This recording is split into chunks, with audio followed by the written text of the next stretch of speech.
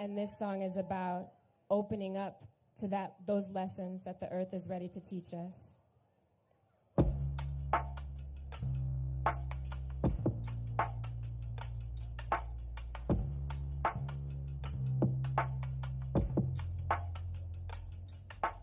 Teach me how to love you better, better.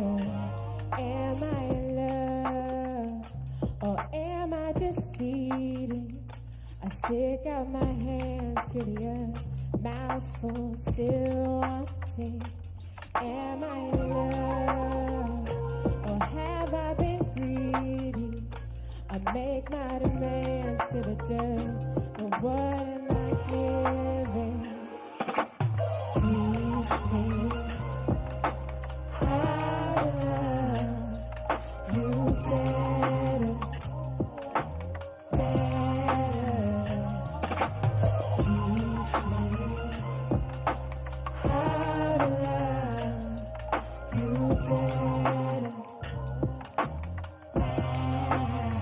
My great seeds in their cornrows, plotted with land they'd never owned.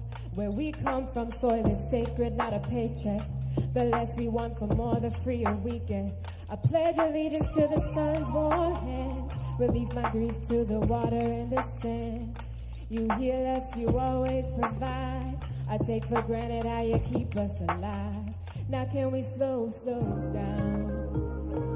Can we spread the harvest around? Can we turn the lights way down? No machines dig our hands in the ground. Slow down. There's always enough to go around. The great sure knew how. No machines dig our hands in the ground. Teach me how to love you better, better. Teach me how to love you better, better. Teach me how to love you better, better. Teach me how to love you better, better. So this next song, thank you so much. This next song is inspired by a black woman named Rakia Boyd, who was killed by an off-duty police officer named Dante Servin in Douglas Park. She was just my age. She would have been my age today. And it's inspired by the black women organizers who organized the way we are doing today to speak truth to power. And this song is called Black Girl Soldier.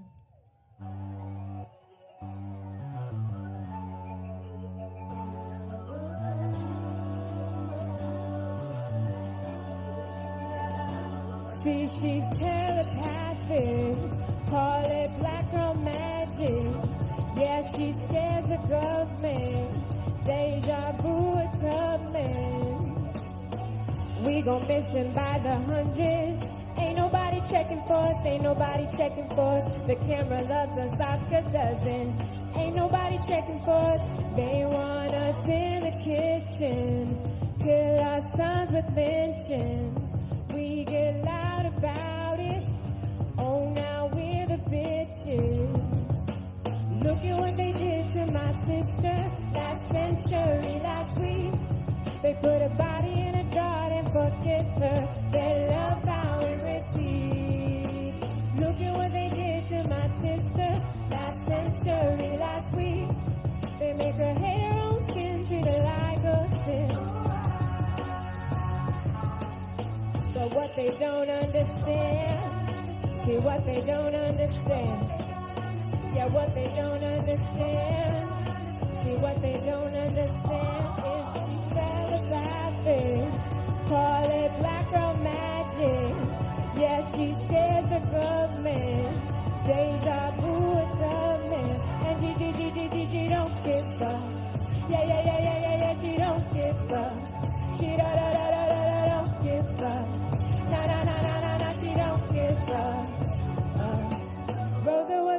freedom fighter, and she taught us how to fight. Ella was a freedom fighter, and she taught us how to fight. Audrey was a freedom fighter, and she taught us how to fight. And Jenna is a freedom fighter, and she taught us how to fight. So Jenna was a freedom fighter, and she taught us how to fight. Asasa was a freedom fighter, and she taught us how to fight. Rosa was a freedom fighter, and she taught us how to fight. Asasa is a freedom fighter, and she taught us how to fight. See, she's telepathic, call it black girl magic. Yeah, she scares the government, deja vu a Tubman. But what they don't understand, say what they don't understand. Yeah, what they don't understand, see what they don't understand is she don't give up. Yeah, she don't give up. She don't give up. Nah, she don't give up. Chicago, repeat after me.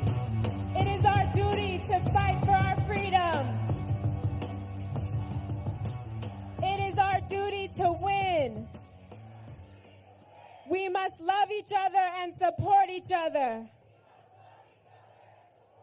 We have nothing to lose but our chains.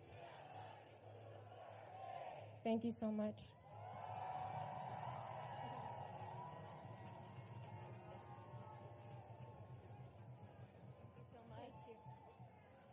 Let's give it up for Jamila Woods once more. I have a sad announcement to share in the Chicagoland community. Anthony Gay, who was wrongfully imprisoned and spent 22 years in solitary confinement, died 2 days ago in the hospital due to medical neglect at the hands of the federal prison system. Shame. He was a member of the National Alliance Against Racist and Political Repression, and I would like to take a moment of silence so that we can remember Anthony.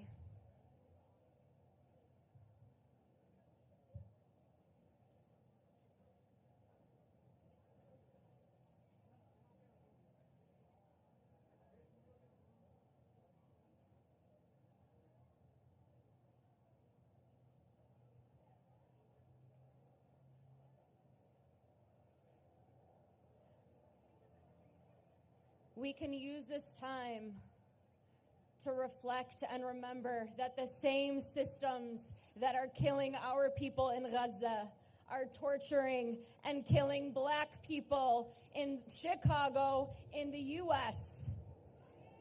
These are the same systems. Chicago is the police torture capital of the world. Anthony Gay was failed by this system, and we carry Anthony Gay's spirit with us as we march on the DNC today, and we join the Alliance's call to free all wrongfully convicted torture survivors from prison immediately.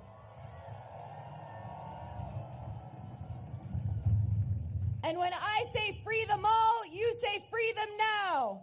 Free them all. Free them all. Free them all. Free them all. Thank you, everyone. I would like to welcome up our next speaker. Muhammad is an organizer with the Palestinian Youth Movement, a transnational grassroots movement of young Palestinians in Palestine and in exile who strive to ensure a better future for themselves and subsequent generations. Timekeepers are right in front.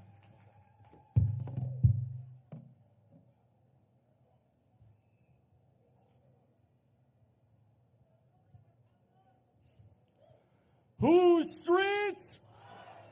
Whose streets? Whose streets? Chicago, I can't hear you. Whose streets? Whose streets? Whose streets?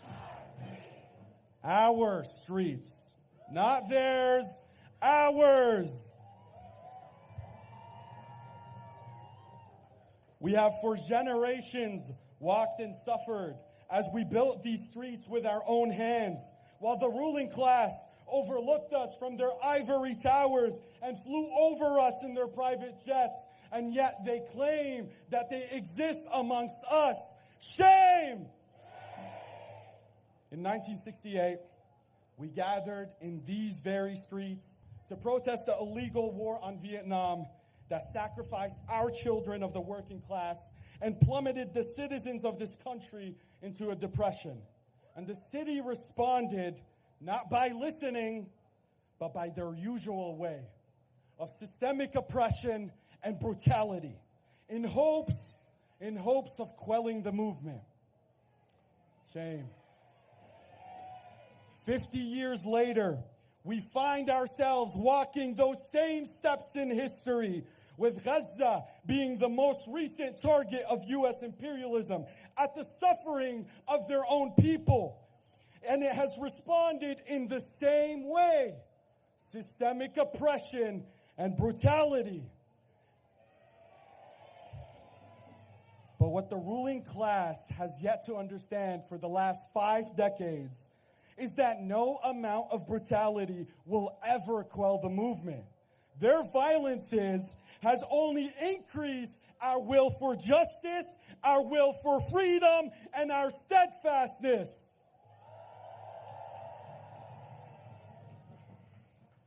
Best believe we are not here by our own will, but because the Democratic Party has forced us to be here. Because they continuously play performative politics and utter the word ceasefire while they send checks to Israel. Who are they trying to fool? We are here to demand better. We know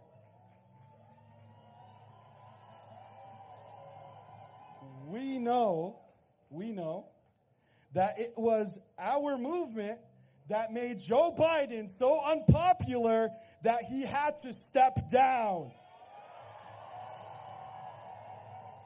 And we know and have known for 10 months, the power of the movement. And that is why we continuously mobilize by the millions and have not lost any energy along the way.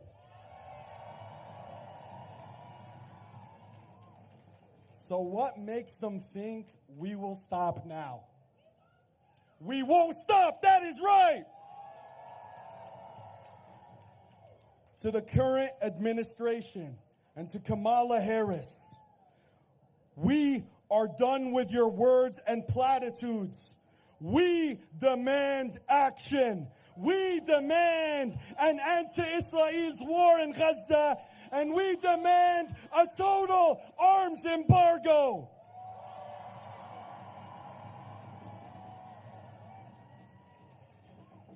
$3.5 billion. $3.5 billion.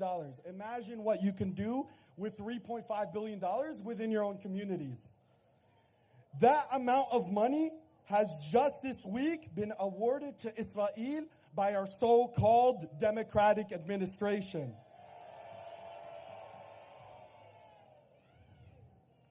This comes at a time where 2/3 of Americans are living paycheck to paycheck. The leading cause of bankruptcy is medical debt, and test scores across American schools are at its lowest. And even here in Chicago, 200,000 residents of marginalized communities are at threat of gentrification and displacement. And do you know how our representatives responded to these problems? Well, you guys know the answer. With more funding to a foreign nation, the nation of Israel. The nation of Israel, as it commits the worst genocide of this century. Over 100,000 estimated killed, including my very own baby cousins, Nuran Allah, only 12 years old, and Razan Allah, only 10 years old, were found in pieces by their families Imagine that. And just to wrap up, in our thousands and our millions, we are all Palestinians. This is not merely a slogan of solidarity. It is the reality of our intertwined interests. My brothers and sisters, let us be the generation of change. Let us be the generation of liberation. Free Palestine.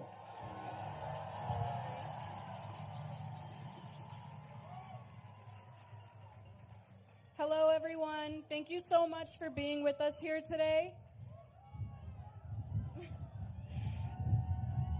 My name is Abla Abdelkader, and I am a student organizer, and I'm currently residing as the SJP Chicago co-chair.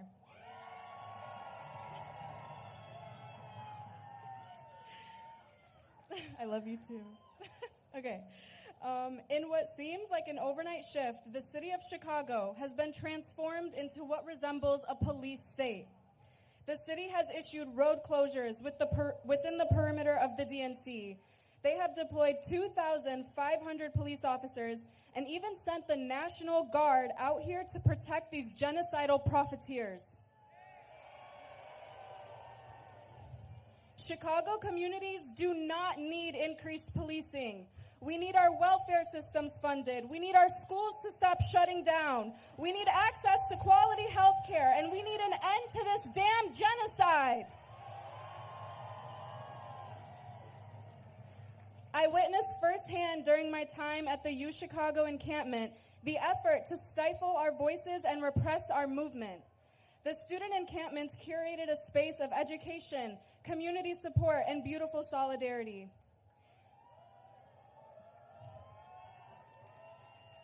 Day in and day out on multiple encampment grounds, student, faculty, and community members came through for each other in unprecedented ways. However, we see the crooks, like the Biden administration, criminalizing the students, deploying public and private police force to violently suppress our presence on campuses. Shame.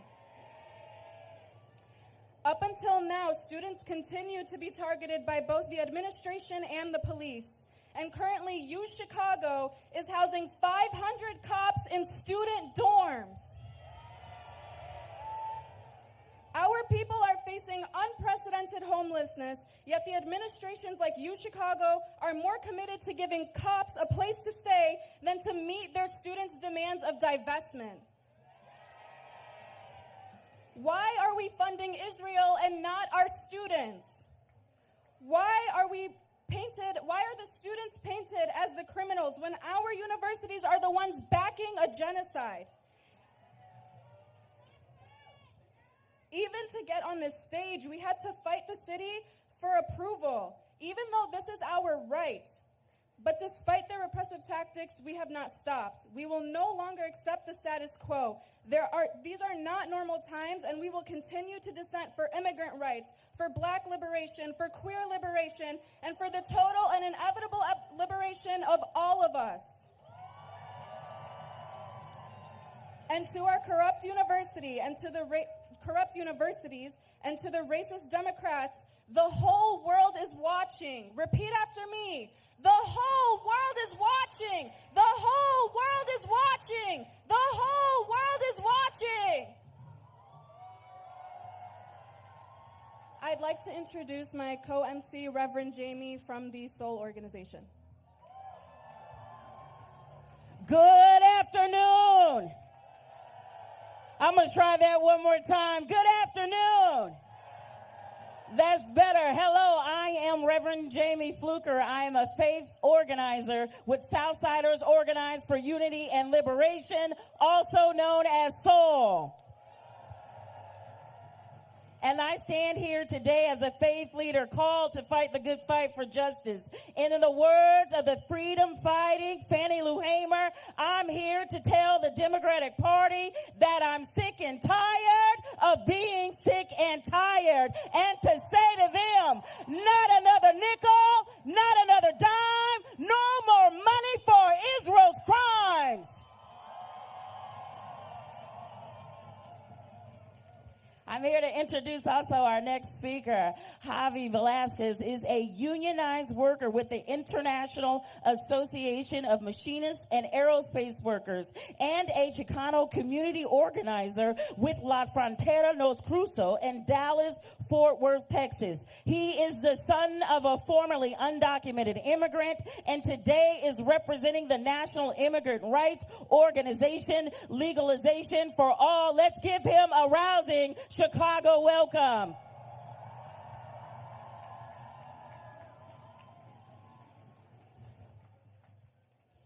All power to the people. Let's try that again. All power to the people. It's much better. Thank you. I'm Javi. She already introduced me, so I'm not going to go through that spiel. Thank you. All right. The Legalization for All network is here in solidarity with the Palestine struggle. Our struggles are not isolated from one another. Both of our peoples live with the scars and constant threat of unfettered imperialism. We immigrants, we children of immigrants, are under attack. There has been a constant shift in our lifetimes, a rightward shift within the Democratic Party and their policies. Rather than lighten the weight of American imperialism that burdens the shoulders of hardworking immigrants, the Democrats, especially under Biden and Harris, have taken up anti-immigrant policy in an attempt to bring in Republican voters. Shame. Our borders are already being policed as if it were a war zone, with the same technology Israel uses from companies like Elbit Systems and Caterpillar. U.S. Border Patrol uses the same tactics to genocide and oppress our Palestinian brothers and sisters. We immigrants who come here for refuge within the belly of the beast gather in solidarity with the Palestinian liberation struggle and the Black liberation struggle against the ever-weakening U.S. imperialist project. We gathered in solidarity against the RNC, and we gather in solidarity today against the DNC for both parties' complicity in the imperial project at home and abroad. I was in Matahuala, Mexico, a few weeks ago, and I saw people living in utter desperation. I saw families who marry off their 2 young daughters in hopes of one less mouth to feed in the house. I saw broken neighborhoods living in the shadow of toxic slab heaps dumped by mining corporations funded by U.S. capital that receive no environmental oversight, no worker safety standards. And this was just a tiny glimpse into what happens in the rest of Latin America. In Mexico, I saw families so full of love for their children that they do everything possible to make sure they are fed through very desperate conditions. Contradictory to the ongoing rhetoric of the right that these people are violent criminals, I saw hungry children and tired parents yearning for some sense of stability, yearning for some sense of safety. And these are the conditions from which people flee their homeland. We see through the lies they tell against our people, and we demand Harris put a stop to all anti-immigration policies. We demand an end to the border wall and border militarization. We demand an end to the demonization and exploitation of our people. We demand an end to the Palestinian genocide, and we demand legalization for all and equality for all. If you're interested in joining us, you can follow Legalization for All Network on all social media. And I'll leave you with an oldie but a goldie. El pueblo unido jamás será vencido. El pueblo unido jamás será vencido. Thank you. Let's give it up for Javi. Show me what democracy looks like.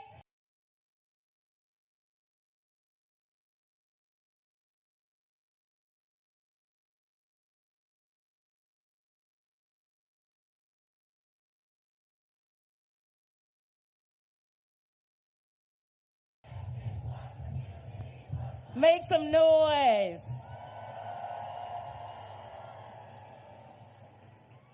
I'd like you to make some noise and welcome to the stage Hatem Abadai, who is the executive director of the Arab American Action Network and also one of the program coordinators for the Coalition to March on the DNC. Make some noise.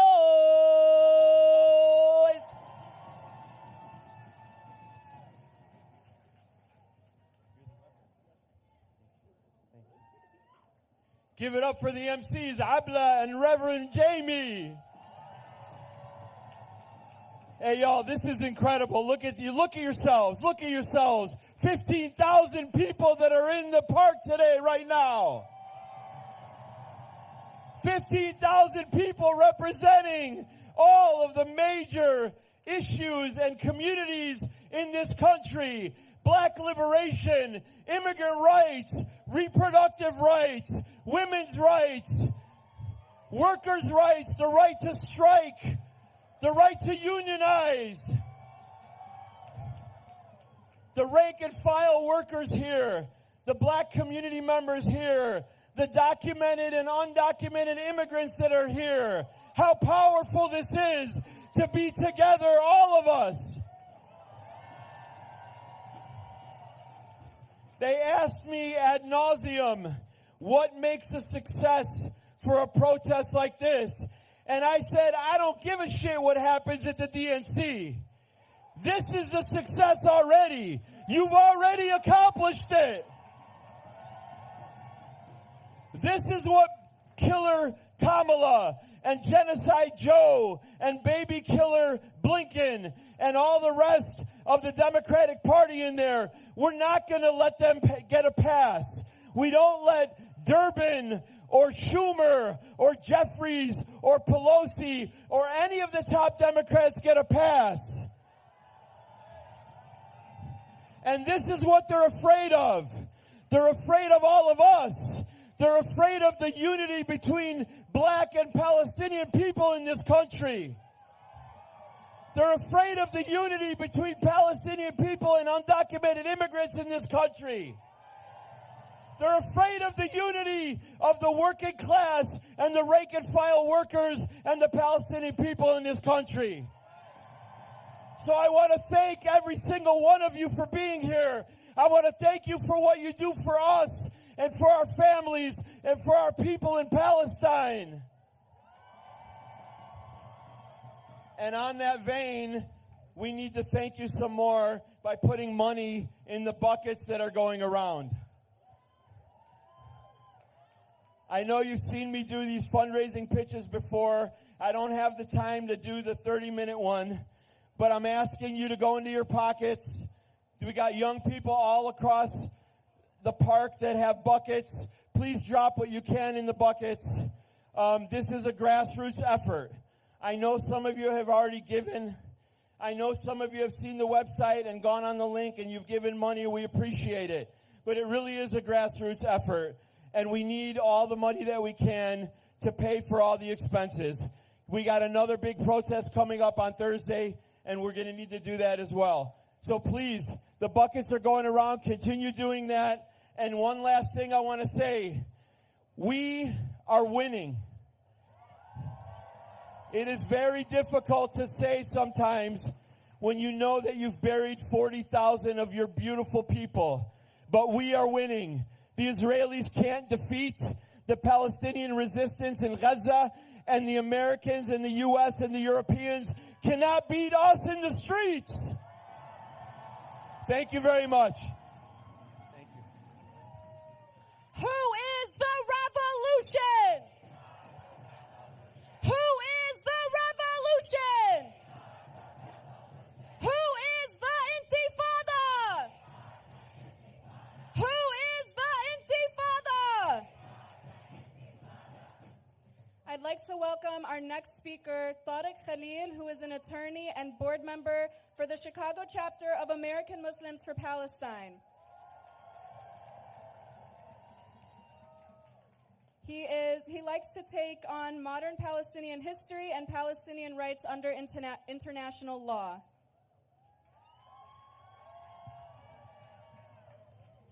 What a crowd! How loud can you be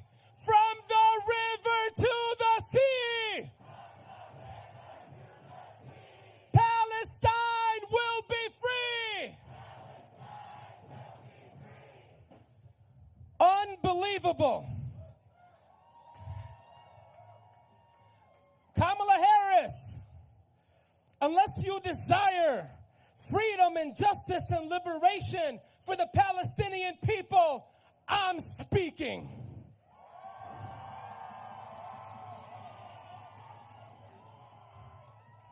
You, Kamala, and the administration to which you belong have been openly, proudly, and disgustingly complicit in the first live stream genocide in the history of the world. Kamala, while you're speaking, Palestinians are dying.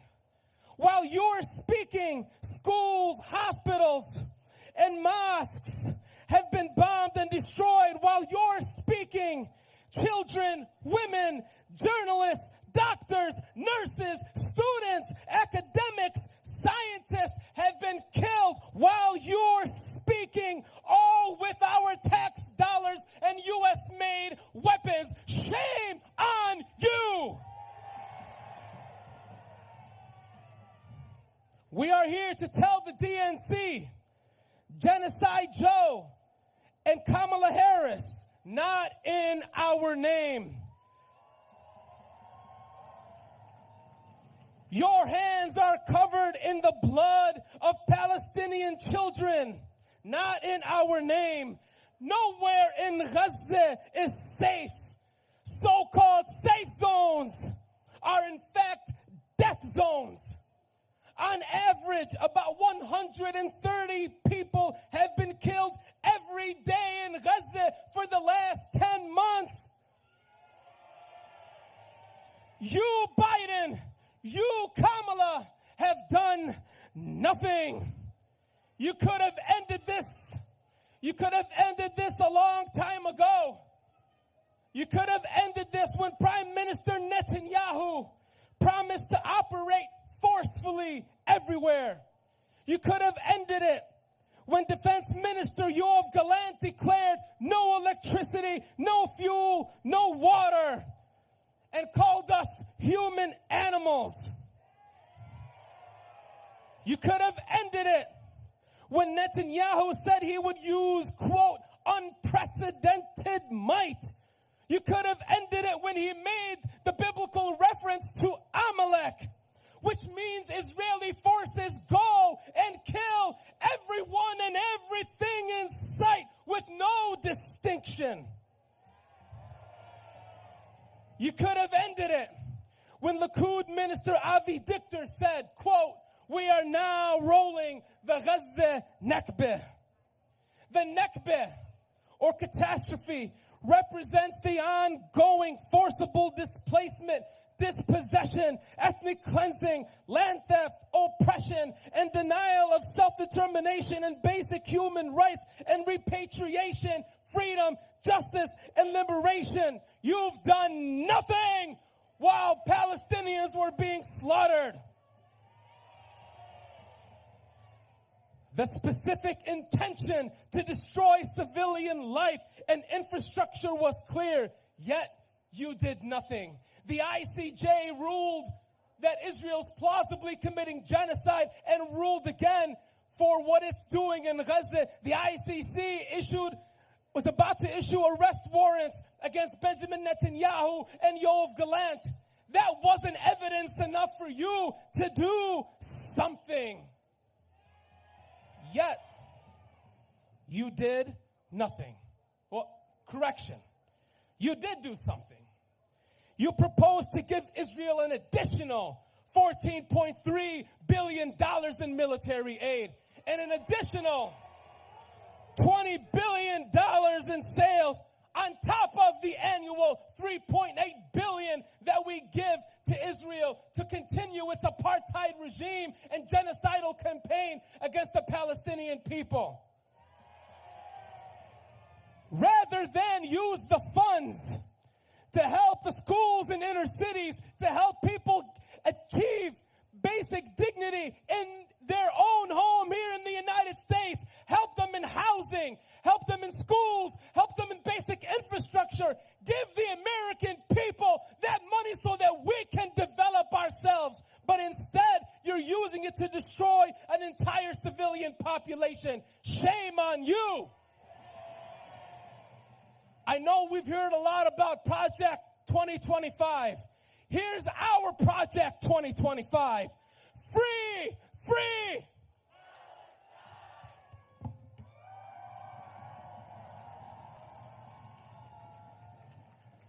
Up with liberation. Down with deportation. Up with liberation. Down with occupation.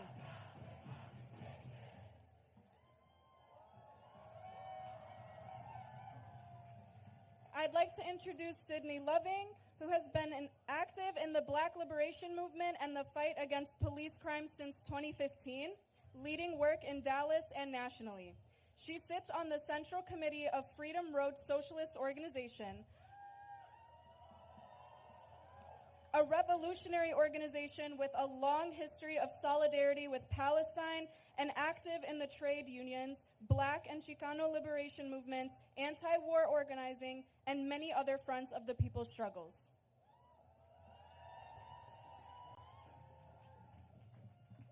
Thank you. Good afternoon. Okay, I'm not going to introduce myself because they already introduced me. I'm going to get right into it. We're marching today. We're going to march. We're marching today to the site of the DNC, and we're making it clear that we stand with the Palestinian resistance. And inside that convention will be President Biden, Vice President Harris, and all the Congress people who make this genocide possible. Right. They've been sitting in their cushy offices writing the checks, U.S. dollars, paying for bombs and bullets in prison camps. And none of this is a secret. None of this is a secret. These are facts. Just this past week, the U.S. announces more weapons to Israel to the tune of $20 billion. And there's no corner of the globe that the U.S. empire is not interested in dominating, and the Middle East is a strategic target. We know this. Apartheid Israel can only exist with the U.S. backing it up, and it all comes down to money. Just think about that. They are destroying lives for money. No. And we're saying enough is enough. So some people will talk about us out here and say that our commitment to holding the Democrats accountable for the genocide in Gaza is going to help Trump win. Bullshit. When you enable genocide, embrace genocide, or excuse genocide, you lose support. Simple as. If they want us and all the progressive forces to line up behind them and support them, then they have to earn it. So we have a people's agenda here today, demanding money for jobs, schools, health care, not a war. And the reason we have to be out here demanding the basic rights that everyday people need to live is because the monopoly capitalists who run this country are getting rich off this system. They're getting rich off the system that forces us into the struggle to change things. Somebody's getting rich off the genocide in Palestine. But this system will not last. We're building a revolutionary movement to take back our power because we want to build something better for everybody. Working class and oppressed people deserve a real future. And Palestinian children deserve a real future, and this rotting system has no future. But history is not over. We can fight and we can win. And we stand with the whole arc of resistance fighting for Palestinian liberation. So when we get in the streets, let them hear us, y'all. Let them hear us. Free, free Palestine! Free, free Palestine! Here to bring up our next speakers, Munia and Noor, representing the Palestinian Feminist Collective, an organization of Palestinian and Arab women and feminists working towards the liberation of Palestine and beyond. Make some noise.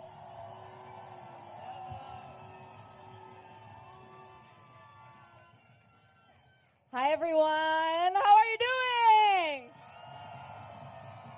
I'm Noor, and this is Mona, and we are part of the Palestinian Feminist Collective. Are we fired up for Palestine? I can't hear you. Are we fired up for Palestine? Better. Good afternoon, my friends, brothers, and sisters in the struggle. For nearly a year now, we have remained steadfast in our rage and grief as we confront the U.S. war machine.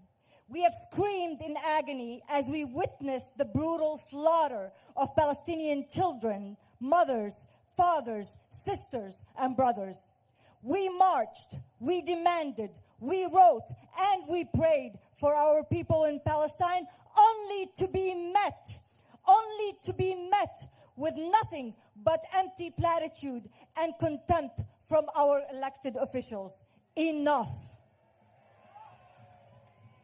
It has never been clearer that the two-party political system is nothing but a lie perpetuated by the ruling class. The goals of both Democrats and Republicans are the same: to consolidate power and control at the expense of the masses, no matter the cost. A true democracy is meant to reflect the will of the people, not the whims of political elites. These parties do not serve us, so we will not serve them. We are here saying loud and clear that we will not be bullied into submission. We will not be complicit. We will not be silenced. We demand better, and we will not stop protesting until our voices are heard. Politicians must earn our vote, yet they have shown time and again that they serve only the Zionist project and their own capitalist interest, waging wars and profiting from genocide. But rest assured, my friends, their vicious schemes will not go unchallenged.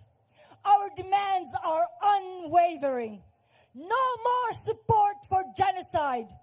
No more funding for oppression. Arms embargo and ceasefire now. The Democratic Party can no longer hide behind a false veil of inclusion. A woman of color ordering the death of innocent children is neither progressive nor ethical. It is the highest of betrayals, an affront to the very essence of humanity. To Kamala Harris and Joe Biden we say, your party may be blue, but your hands are stained with the red blood of Palestinian mother and children. We recall the black feminist who stood here in Chicago in 1968 demonstrating against the DNC, who knew very well that our feminist struggle was against sexism, racism, and imperialism.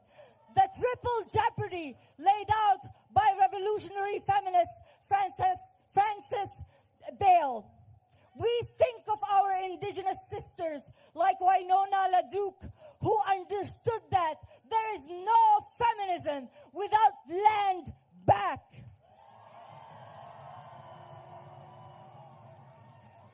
We are fueled by the sumud of our people who continue to rise from the rubble to assert their love of life in the face of Zionism death drive. In that convention center, they will talk about reproductive rights. Yet just a few days ago, Jumana Abu Kumsan and her 4-day-old twins, Asir and Asil, were murdered by weapons provided to the IOF by Democrats. Jumana will not be mentioned in that convention center, but we as the Palestinian Feminist Collective raise our voice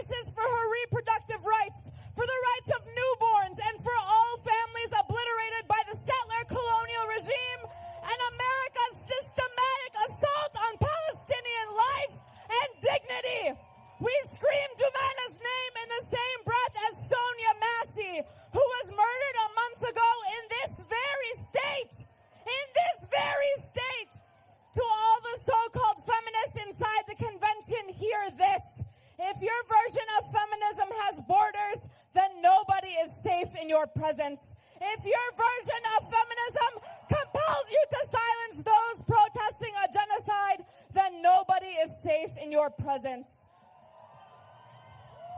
You struggle to be included in the U.S. imperial war machine. We struggle to destroy it. Let us reclaim our power as feminists and say in one voice that we will not be complicit in injustice. Today and every day until Palestine is free, we will elevate the voices of our people, honor our martyrs, and resist by any means necessary.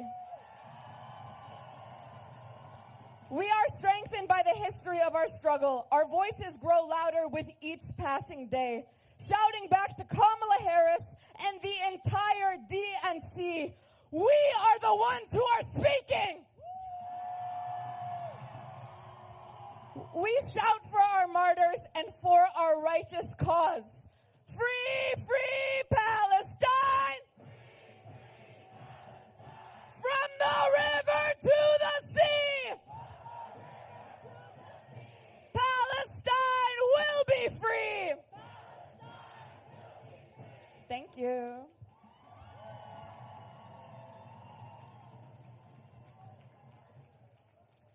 Up next, we have Ashik Siddiq, who is a research analyst at the Institute for Policy Studies, analyzing militarized spending in the U.S. federal budget.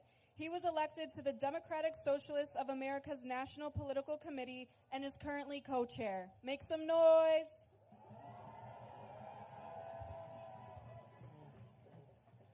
Comrades, my name is Ashik Siddiq, and I'm co-chair of Democratic Socialists of America, the largest socialist organization in the United States, and I'm so proud to stand with tens of thousands of you and many more people all over the country in solidarity with the people of Palestine, whose struggle is a symbol of the human will for liberation all over the world.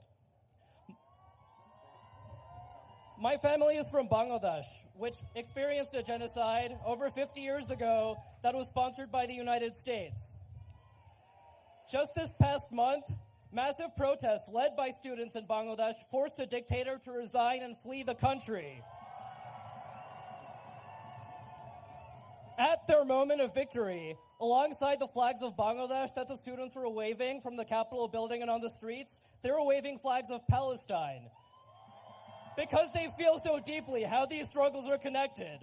There are moments like this all over the world where people are rising, forced to rise against unjust systems of oppression that become intolerable, and they learn how to organize in every way possible to defeat those systems and build the alternative. We've seen moments like this in the United States, from Occupy Wall Street to Black Lives Matter to Standing Rock, and for the past year that we've been protesting for Palestine, where millions of people wake up to an intolerable injustice and take to the streets because we cannot tolerate it anymore. And every time we rise up, we learn ways to sustain this energy and build stronger organizations that can outlast these moments of movements. The Democratic National Convention that we're here protesting today represents a way of doing things in the United States that allows tens of thousands of people to be murdered with our taxpayer dollars while our communities are defunded here in the United States, while all the harm that the United States empire has done for many decades go unrepaired. All of us here are part of building an alternative to that. As socialists, we know that a backbone of strong social movements is organized workers. Nothing is as strong as workers organizing to realize that our self-interest is aligned with oppressed people all over the world, and then using our collective power to demonstrate how powerful that solidarity can be. It's been many decades in the United States since labor unions have stood up against war perpetrated by the United States and for internationalism. But just in the past few months, we've seen 7 major labor unions and counting come out to demand an arms embargo against Israel and to demand an end to aid to Israel, including United Auto Workers, which represents hundreds of thousands of workers all over the country. And this is because so many people organized for many years to reform their unions from the inside, from the bottom up. DSA members were among those struggling for many years to do this, and this is the kind of struggle we need to do in every organization, every institution of working class power that we're building together. It's the strength of our movements on the outside that empowers us to intervene against an electoral system that is oppressing us. This is what empowers people like Alderman Byron Sigcho Lopez in Chicago to stand up against censure for standing with Palestine. It's what empowers Congresswoman Rashida Tlaib from Detroit, who said the words, "From the river to the sea, Palestine will be free," and was censured by the rest of Congress for that. This is what empowered Cori Bush in St. Louis, who got elected as an organizer demanding justice for Mike Brown and black people killed by police, who was a champion for the ceasefire resolution in Congress following the lead of our movements. AIPAC, the Israel lobby, had to spend $20 million to defeat her earlier this month. But they are not going to keep us back. We'll keep organizing more strongly, more powerfully to win the world that we need, so that in 4 years, we're not just protesting the DNC and trying to influence the presidential election. We're organizing for a general strike with millions of workers all over the country to shut down the system that's oppressing us and win what we need. So it takes all of us getting better and better at organizing in the ways that we're connecting masses of people, not just at the ballot box, but in our workplaces, in our neighborhoods, in the streets, to build power through our own independent organizations. DSA is one of the organizations doing that. Many of you are from other organizations doing it. If you're not part of an organization already, join one by the end of today that you think is going to build the power we need over the next few years. We are all in this struggle together, and we are going to organize to win the world we want.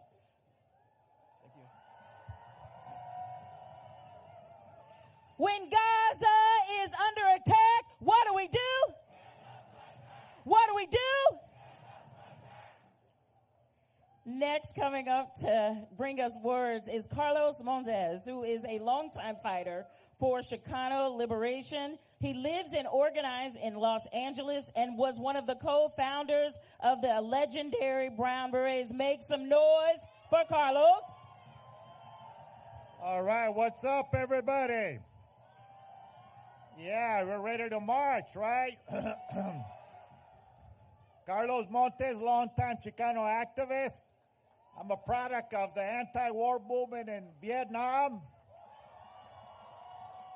The Vietnamese people taught us that we needed to support the struggle of the oppressed people throughout the world against U.S. imperialism. My homies came back traumatized or dead from Vietnam. It radicalized me to support the struggle of Vietnam, victory over U.S. imperialism. That's why today we are in solidarity with the struggle of the Palestinian people, right? Self-determination for the Palestinian nation. The right of return for our Palestinian refugees, right?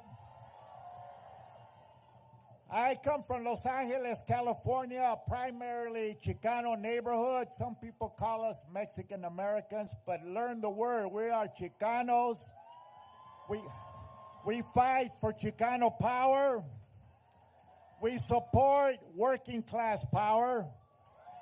But I'm from the 60s. I also support black power. Yeah. Yeah, let's hear it. Black power. Chicano power. And all working class power together, we're going to have a revolution in this country, right? I organized in my barrio, in my neighborhood. We fight against police killings of young Chicanos by the LAPD. We fight for better schools against privatization. We fight for immigrant rights. But we know that the struggle is for self-determination and for revolution in this country. Are you with me? Are you with me? Revolution, yeah. I learned that from my grandfather, who was in the Mexican Revolution as a teenager. The whole world, the U.S. has now been isolated throughout the world because of their support for the genocide in Gaza, right? So the DNC, and I also march at the RNC, the leadership of the DNC and the RNC represent the rich interest of this country. They represent the empire. So we have to fight and organize against U.S. empire. Are you with me? We have to build a large united front here in the United States against U.S. imperialism and support the struggle of the people throughout the world. And in closing, I just want to say that I was a guest in Venezuela, Caracas, in March for the 10-year anniversary of the Hugo Chavez passing. So again, we want to be in solidarity with Palestine, but also Nicaragua and Venezuela, who are fighting U.S. sanctions. All right, Black Power. Black Power, Chicano Power, working class power, Palestine will be free. El pueblo unido jamás será vencido. Gracias, muchas gracias. Okay, everyone, I need you to listen up real quick. We have a special guest who's going to take the stage for us today. I have the honor of introducing the legendary civil rights activist, Mr. Cornel West.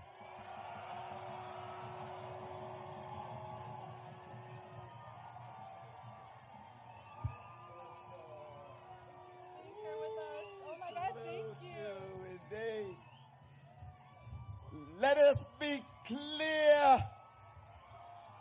Let us not be deceived. We are here because we have a profound love of our precious Palestinian brothers and sisters and siblings. And we send a message to them: you are not abandoned, you are not alone. We will never forget you. Your dignity and your decency will never be crushed by any form of terrorism or genocide or ethnic cleansing or apartheid-like conditions. And this is not about some Machiavellian politics or some utilitarian calculation about an election. This is about morality. This is about spirituality. And I come to you from a great black people who've been hated for 400 years and taught the world so much about love. Who've been terrorized for 400 years and taught the world so much about freedom for everybody. Who've been traumatized for 400 years and taught the world so much about wounded healing. That's the best of black America. That's Frederick Douglass. That's Ida B. Wells. That's Harriet Tubman. That's Martin Luther King Jr. That's Malcolm X. That's Curtis Mayfield. That's Luther Vandross. That's Nina Simone. And it's precisely this moral power, this spiritual power, that allows us to straighten our backs up and say no to genocide, a Democratic Party. Shame on you. You're accommodating yourself to empire. Shame on you. You're accommodating yourself to organized greed. Shame on you, you weaponizing hatred. And then people have the nerve to say, we are the haters.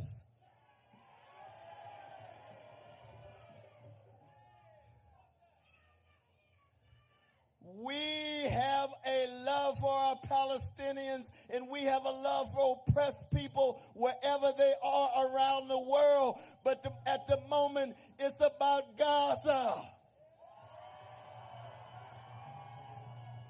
Just like it's about mass incarceration, it's about the hoods and the barrios and the poor communities. But I want to end on this note because I just left this magnificent press conference for the abandoned Harris people. Because there's a lot of folk getting excited about Sister Harris because she's a black sister from Jamaica and from India. And we simply want to say a black face in a high place in the same empire, the same predatory capitalist processes, the same policies of genocide do not move us. It's not It's not a function of your skin pigmentation. It's not a function of your gender. It's not a function of your sexual orientation. What kind of moral substance do you have? What kind of ethical content do you have? What kind of political consequences for those in my black church tradition from the 25th chapter of Matthew? What you do unto the least of these, you do unto me. And that's true for our precious Jews, precious Muslims, precious Christians like myself, secular brothers and sisters, atheistic, agnostic. What kind of human being are you choosing to be in your short trek from your mama's womb to tomb? That's why we stand here with our Palestinian brothers and sisters. Shame on the Democratic Party.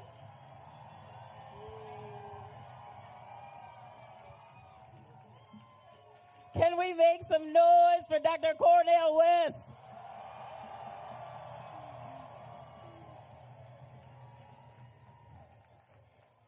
We'll keep moving in our program. Our next two MCs coming to the stage are Daniela from the Gente and Glow from the Hana Center. Let's make some noise for them.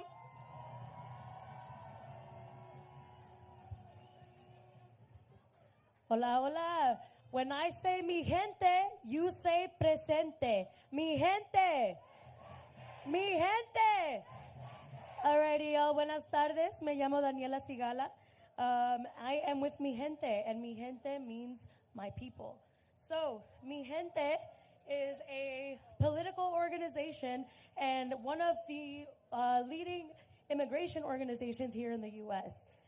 We are a political and organizing hub for all Latinx and Chicanx people all over the U.S. and Puerto Rico who seek racial, gender, economic, and racial justices. We are pro-indigenous, pro-black, pro-worker, pro-mujer, pro-Pachamama, and pro-immigrant. And proudly, our members join today's march to loudly say, no tech for ICE. Also, justice is our demand. No peace on stolen land. Justice is our demand. No peace on stolen land. When I say mi gente, you say presente. Mi gente. Mi gente. Got one last one for you. I do it for my people. Yo lo hago con mi gente. I do it for my people. Yo lo hago con mi gente. Se la paso a Glow Choi. Thank you, guys. Give it up for Danny! My name is Glow Choi. I am an immigrant justice organizer with Hana Center, and we are proud to be here to march against the DNC. We represent the low-income, undocumented, the Korean, the Asian, and the multi-ethnic. When I was a young boy immigrating to the U.S., I was told a story that if I worked hard enough, that I could achieve the American dream. Who here believes in that myth? Not me. No, the American dream is made possible to the few at the expense of the many, at the expense of a living nightmare for the rest of the world.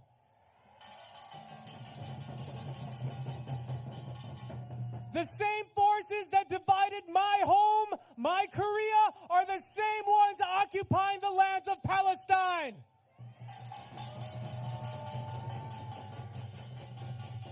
We are here to be reminded that it doesn't matter if it's a Democrat in office or a Republican, the imperialist forces of the U.S. must be stopped.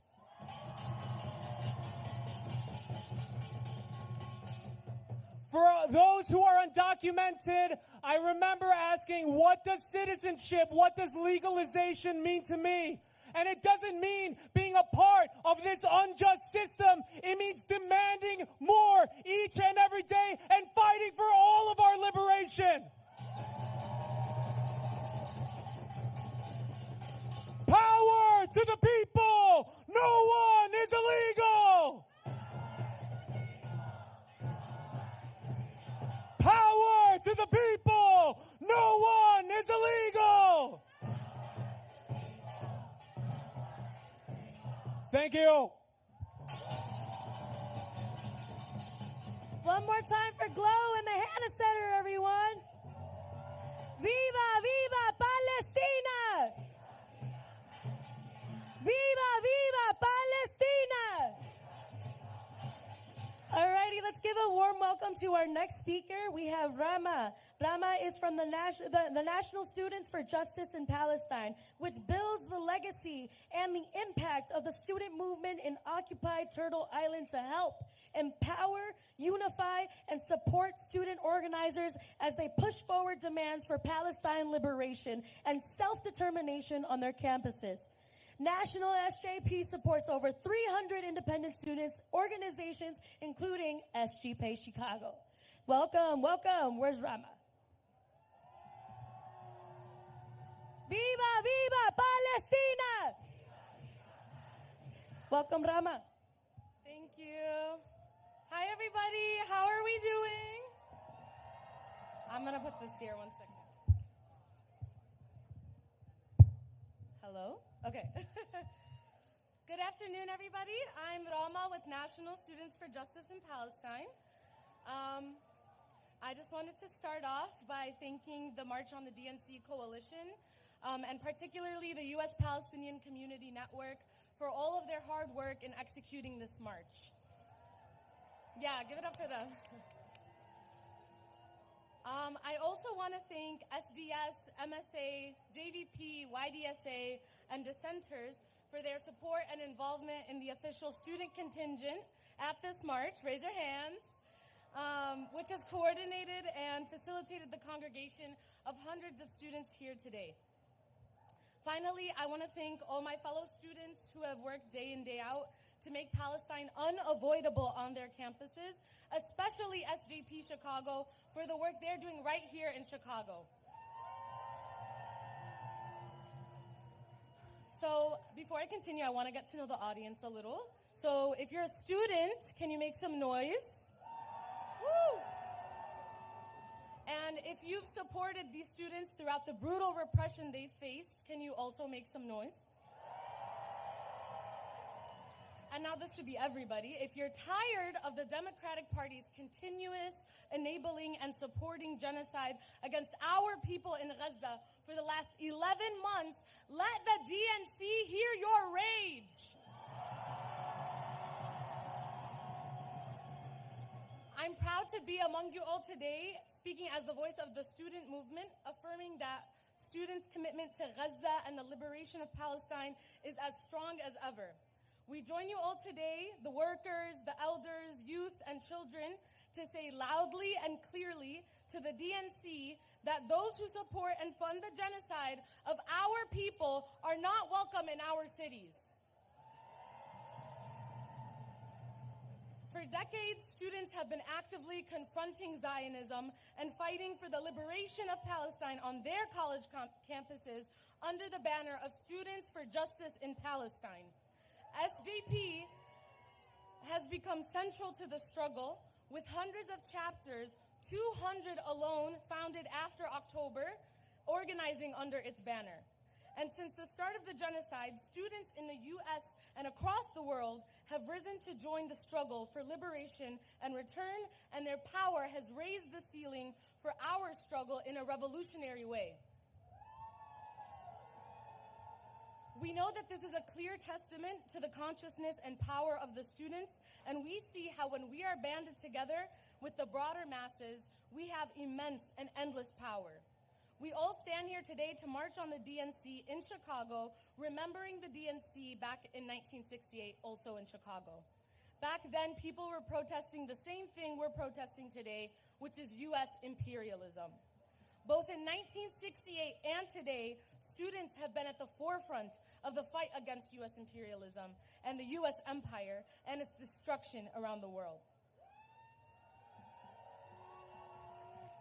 As we witness the horrors of the Zionist state's aggression in Gaza, we, the students, have turned our attention to those who are profiting off of the genocide, which is our administrators and universities. In April, we created a crisis through the student intifada that they could no longer ignore, as the student intifada erupted with hundreds of chapters erecting encampments on their campuses. Students across the entire globe, including our very own Northwestern, UChicago, and DePaul students, gave their administrators, they gave their administrators a choice. Either you fully divest from the Zionist entity, or you allow your university's reputation to absolutely shatter. And of course, administrators chose the latter as they brutalized their students using the police force, the very police force that's right here all around us, and academic repression. But guess what? The student intifada lives on. We are returning stronger than ever before as we head into the fall semester. As long as our administrators are going to continue profiting off of the genocide of our people, of the Palestinians, we will continue to confront them just as we're confronting the complicit Democratic Party today. All the genocide supporters must be confronted wherever they go, and we will not stop and we will not rest until ceasefire and ultimate liberation. It is clear that Harris's intention is to continue fueling this genocide, and her very own national security advisor recently stated that she does not support an arms embargo. 11 months and counting of genocide is an additional stain on the record of the Democratic Party and the U.S. government. And the blood of every single martyr in Gaza is on the hands of our politicians. Until we achieve an arms embargo, an end to the unconditional aid to the Zionist entity, a permanent ceasefire, and a liberated Palestine, we will remain in revolt both on our campuses and in the streets. Thank you. Give it up one more time for SJP. All right, it's my honor now to introduce Casa Michoacan. We have Maggie Lugo, the executive director of Casa Michoacan. They celebrate Mexican culture and traditions to reaffirm identity as new Americans and to promote civic responsibilities. La Casa led the March 10th movement, which brought more than 500,000 people to the streets of Chicago and brought May Day back to the U.S. Give it up for Maggie! Let everybody hear us. El pueblo unido jamás será vencido. El pueblo unido jamás será vencido. ¡Viva! ¡Viva Palestina! ¡Viva! ¡Viva! ¡Viva Palestina! Good afternoon, everyone. My name is Maggie Lugo, and I'm an undocumented myself. I'm very proud to say that I'm the executive director of Casa Michoacan. That we're only few steps away from our organization that has been fighting, along with many immigrant rights organizations that are here today, for what we need legalizations for all. Chicago has long been immigrant communities and immigrant families. The city has been founded by John Poindexter himself, an immigrant from Haiti. And new immigrants and refugees groups have steadily arrived in Chicago in centuries since. We're currently experiencing a humanitarian crisis. This base of immigrants throughout the city has since grown to include the suburbans and many areas across in Illinois. These community members and leaders have organized alongside allies like all of our organizations here. Palestinians are immigrants, and everyone is welcome here. We have fought for these gains, even even as both parties support ramped up enforcement and deportation policies in the White House. But guess what? Illinois is a very welcoming state. We have close ICE detention centers in Illinois. We have stopped collaboration between immigration enforcement and local police. We have won direct assistance and state tax relief for immigrant families. And most recently, we won driver's license and state ID for all. So what do we say? I want to hear everyone loud and clear say, el pueblo unido jamás será vencido. El pueblo unido jamás será vencido. The people united will never be defeated. The people united will never be defeated. Today, I march because this is personal. This is personal along with many of my immigrants, long-standing Palestinian residents, and Mexican Latinos, and all nationalities that are currently marching. We all deserve one thing, and we deserve dignity, respect to our dignity. For the last 2 years, Governor Abbott sought to create division and use people as pots for his anti-immigrant political scheme by busing tens of thousands of new arrivals to Chicago and other cities. But today we're marching to say enough is enough. Harris, escucha, estamos en la lucha. Harris, escucha, estamos en la lucha. Harris, escucha, estamos en la lucha. ¡Viva Palestina! ¡Viva Palestina! ¡Viva Palestina! Thank you.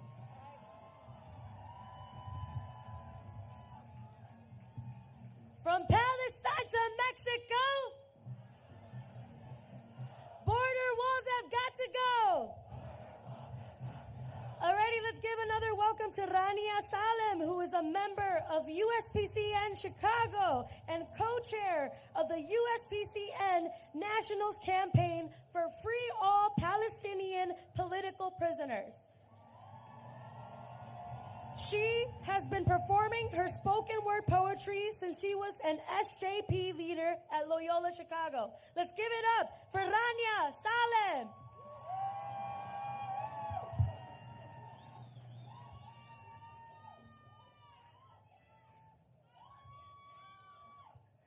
Hi, everyone. I have a poem for you all today, and I hope that you enjoy it.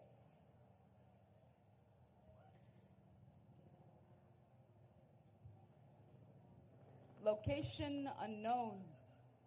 Ana when? Which violent nation state have I been dropped off to today? All colonizer states look the same to me. بس هاد مش سما وطني. أنا مش في وطني. بتعرف قديش أنا بعاني لأهل وطني؟ 1 dead, 2 dead, 3 dead, 4. Who's keeping score? بتعرف قديش أنا بعاني لأهل وطني؟ 100 dead, 200 dead, 300 dead, 4. How many more? We can't keep handling anymore. 1,000 dead, 2,000 dead, 3,000 dead, 4. Honor Palestinian bodies and value us to our core. We are more than what's forgotten. We are more than what's ignored. Tell them that we are more. Location unknown. And a win. 1 dead, 2 dead, 3 dead, 4. All of these numbers, just how much more? We are not numbers, we are not numbers, we are not numbers on your scale of how many were murdered by your calculated bombing mistake. Location unknown. I have yet to figure out which violent nation state I have been dropped off to today.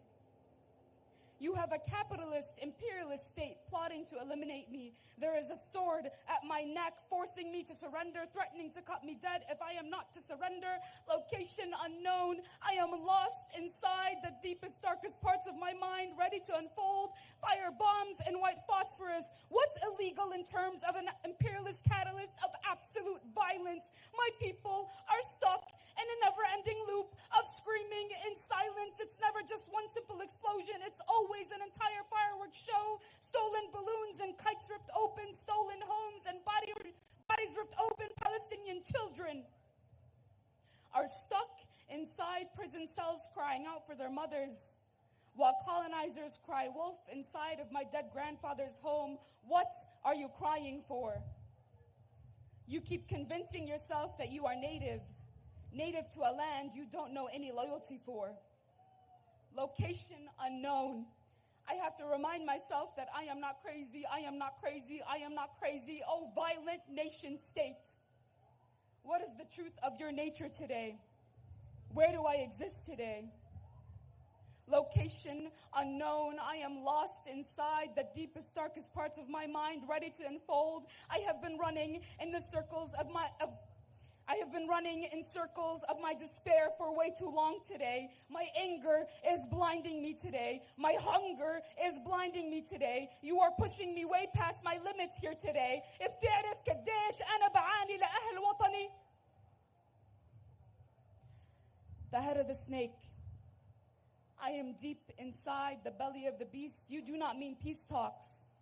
You mean surrendering. You mean destruction. You mean complete and utter annihilation. Your sword is at my neck. Is this where I exist today? Location unknown. Ras al-Hayya. Violent nation states dropping bombs justified by an alleged lack of human civility.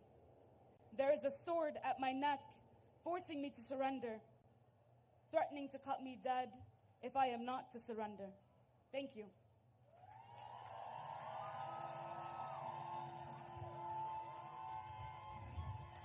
Give it up one more time for Rania! We're all here because we're fighting against injustice. But what we're truly living for is expression and connection. I think Rania did such a great job of reminding us of that. Thank you so much, Rania. Are folks excited to march? Yeah! It's coming up soon. But before we do, I want to introduce amazing essential workers, people who keep us alive. I'd like to introduce folks from the Illinois Nurses Association who just went on strike. Give it up for Kristen Perez.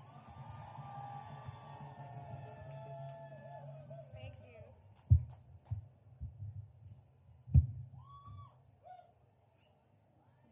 Guys, they told me this morning to show up, and so I got on a divvy. So I'm just going to freestyle it for you for a minute. My name is Kristen Perez. I'm from the Illinois Nurses Association, and we represent 4,000 nurses across the state of Illinois, 1,700 of which are on strike down the block at the University of Illinois right now.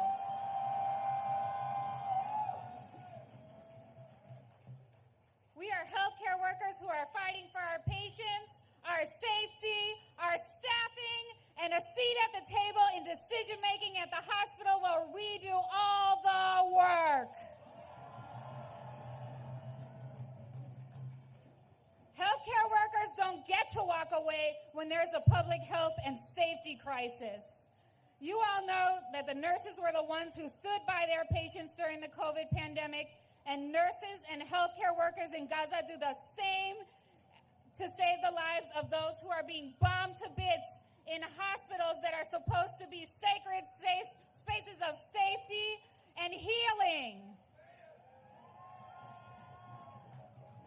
We believe that racism is a public health crisis, and so is genocide.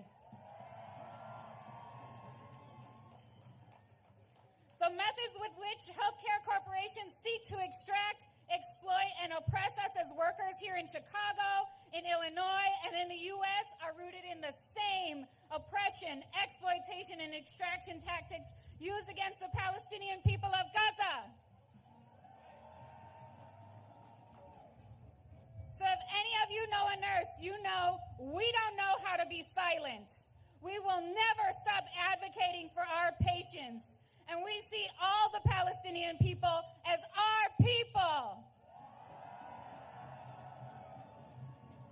The Illinois Nurses Association is here to say, not in our name, never fucking again, and free Palestine!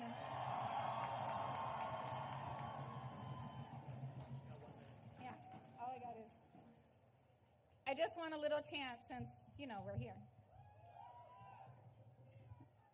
Let me get a Viva, Viva, Viva Palestina. Viva, Viva, Viva Palestina. Thank you very much.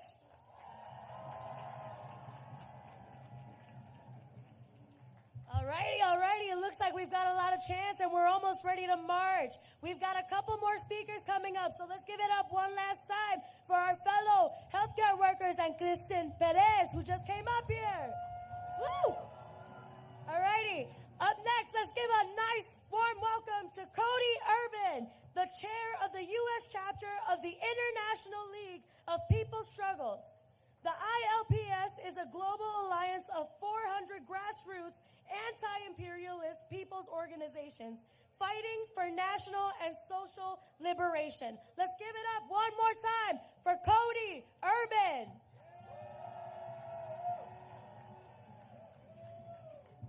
All right, y'all still feeling energized? Then let's try another chant. So when I say long live, y'all gonna say international solidarity. Ready to try that one? All right, long live. Long live. Long live. That's right. Make some noise for yourself for still being out here today. The International League of People's Struggle, our U.S. country chapter of over 70 organizations, is proud to march alongside all of you today against the jokester charading DNC.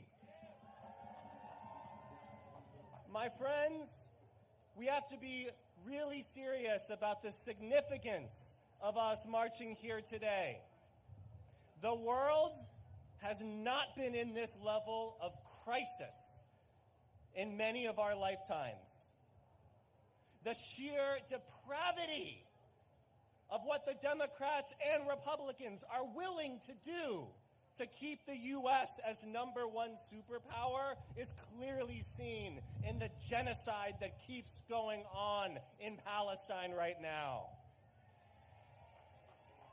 And it could be only the beginning if these parties keep pushing us closer to the brink of all-out war. But of course, this has always been a war against the people. This has always been a war against workers. This has always been a war against oppressed nations. There is nothing the Democrats have to offer us, whether it's Biden, whether it's Kamala, or anyone else they're going to throw at us. Biden stood on the picket line of a strike, but he called striking railroad workers terrorists. Does that sound like a pro-worker party to you? Kamala stood at an abortion clinic, but the policies that her party is pushing is immiserating working families, the majority of women in the U.S. Does that sound like a pro-woman party to you? These solutions they're peddling are false solutions. There's no way to fix a profit-oriented system. There is no way to fix imperialism. The only solution we can push for is our movement building. It's one we can demand. So we're not here to tell you who to vote for. We're not here to tell you who not to vote for. Instead, we got to talk about what we're willing to fight for, because that is where true solutions come from. So ILPS is proud to march with all of you. We're pushing for a genuine people's platform. That is going to be what's going to get us past the false solutions of the Democrats and the Republicans. All power to all the people, and long live international solidarity. See you in the streets.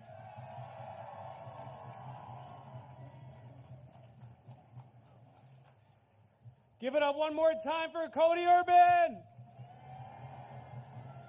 All right. I'm proud to present the next speaker representing Chicago for abortion rights.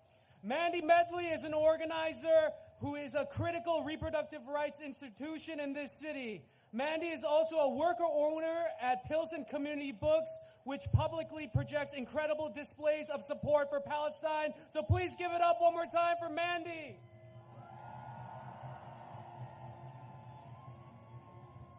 How y'all doing?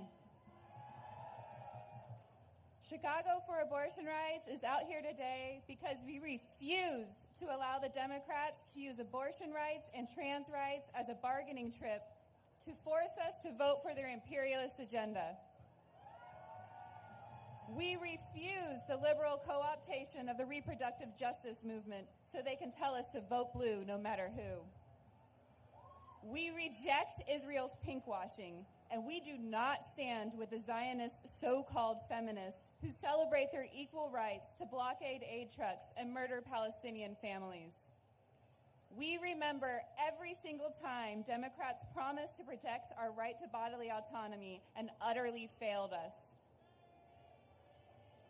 We know that there is no reproductive justice without Palestinian liberation, and we refuse to let the Democrats separate and divide our struggles. We refuse to vote for genocide. We will not be distracted by the electoral circus of our two-party system funded by corporations and billionaires.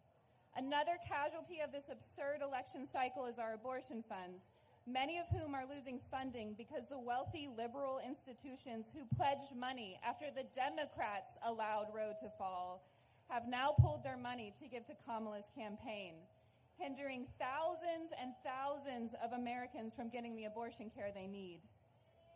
Shame. We will continue to fund and support our abortion funds, which have been doing all they can to keep abortion accessible after the Democrats abandoned abortion rights on the national stage. And now, when it's too late, Kamala Harris and many other Democrats are making reproductive justice one of the pillars of their campaigns. But empty campaign promises do not provide abortion care to people in states with restrictive abortion bans. Empty campaign promises do not keep clinic doors open.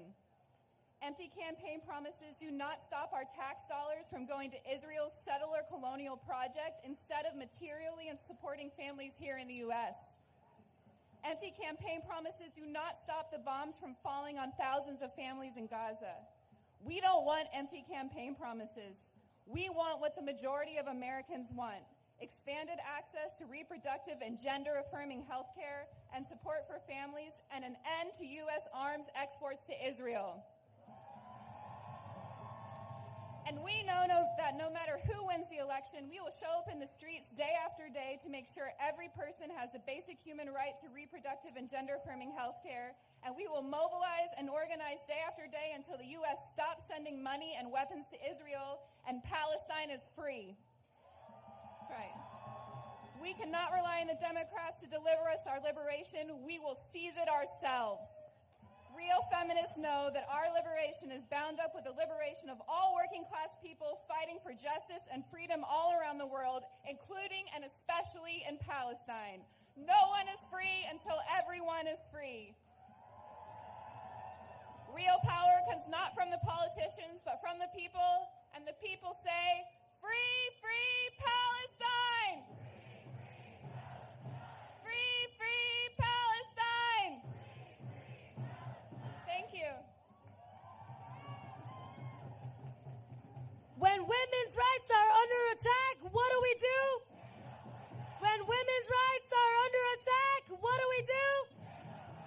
All right, let's give it up one last time for Mandy Medley.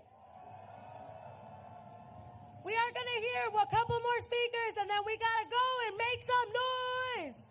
Let's give it up for Jo-Hyun Park. He is speaking for the Naruto for Korean Community Development, an anti-imperialist operation of Koreans and others in the U.S. resisting war and division in Korea. Let's give it up for Jo-Hyun Park. Who is the revolution? Who is the revolution? Get up and take a stand. We're taking back the land. We're taking back the land.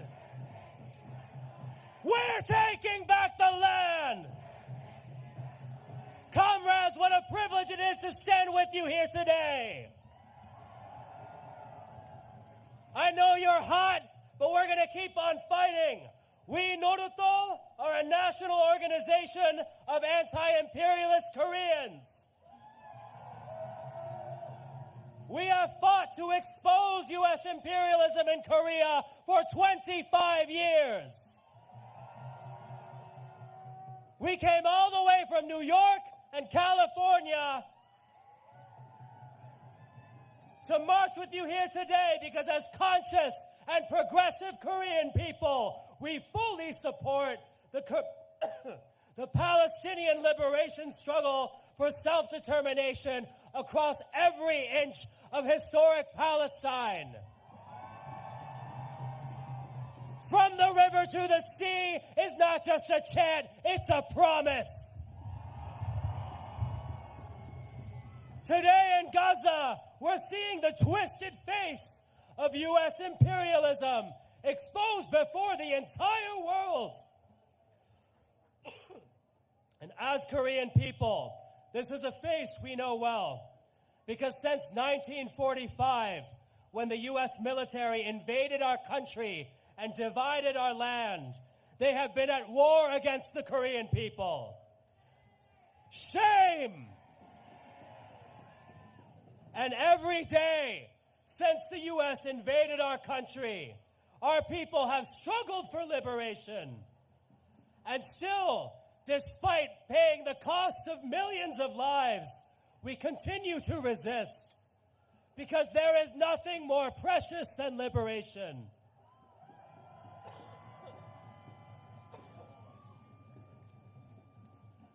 Right now, as we speak, the U.S. military is conducting the Ulji Freedom Shield War Games in Korea. This is one of the largest war exercises on Earth. While the public in the U.S. is distracted by the spectacle of the DNC, the U.S. military is dropping bombs on Korea. They are rehearsing for the invasion of North Korea with tens of thousands of troops. And what's more, these war games are also nuclear war exercises. Right now, the U.S. military is conducting nuclear scenarios in Korea. And just a few weeks ago, the U.S. and South Korea held their first ever war exercise, reviewing how they would deploy a U.S. nuclear weapon to strike Korea. We want to invite you all to join the U.S. Out of Korea campaign. Open up your phone, go to usoutofkorea.org, and we have one last chant we want to teach you all. Repeat after me. End the war games, leave our land. U.S. out is our demand. End the war games, leave our land. U.S. out is our demand. Thank you.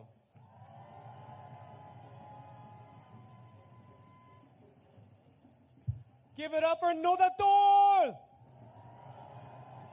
All right. We're so close to getting this march launched. Are y'all ready?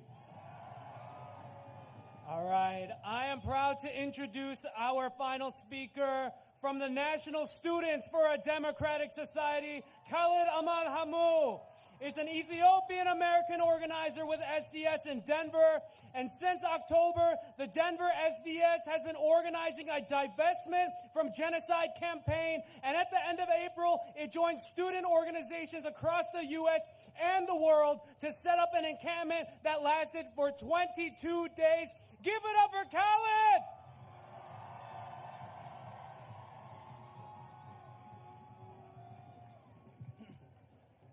Disclose, divest. We will not stop, we will not rest. Disclose, divest. We will not stop, we will not rest. Disclose, divest. We will not stop, we will not rest.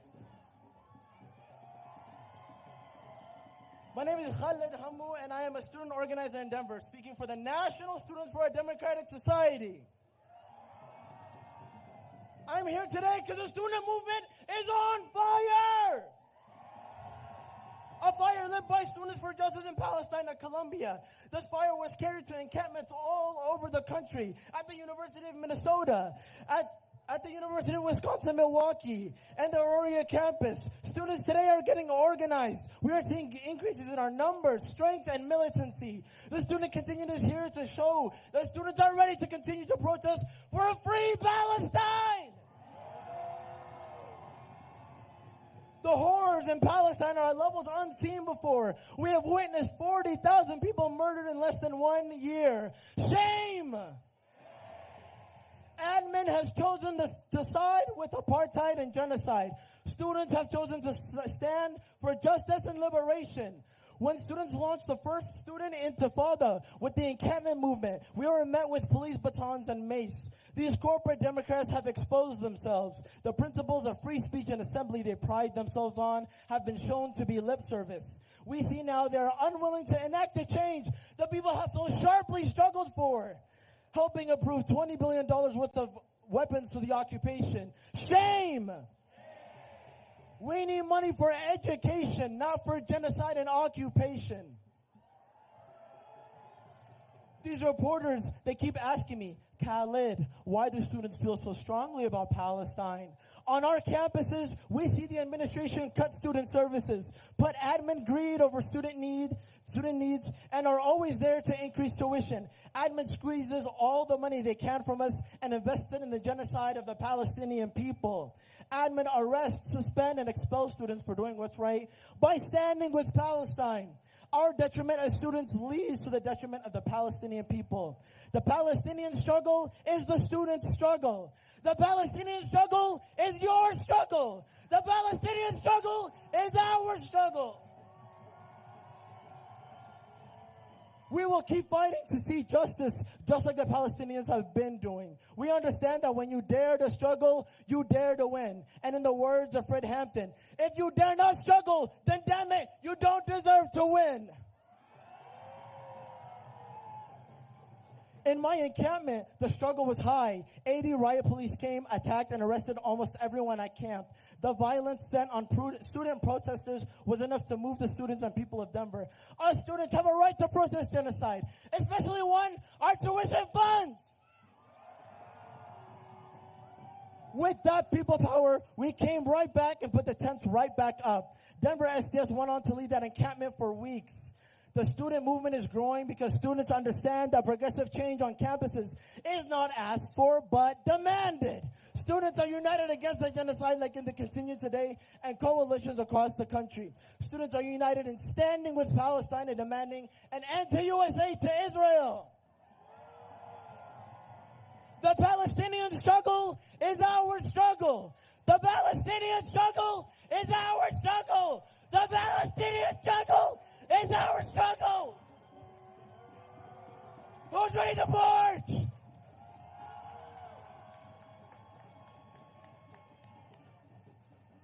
Give it up for Colin! All right, I'd like to bring back our OG MCs. Can we get Nazik back on the stage? Make some noise, Chicago!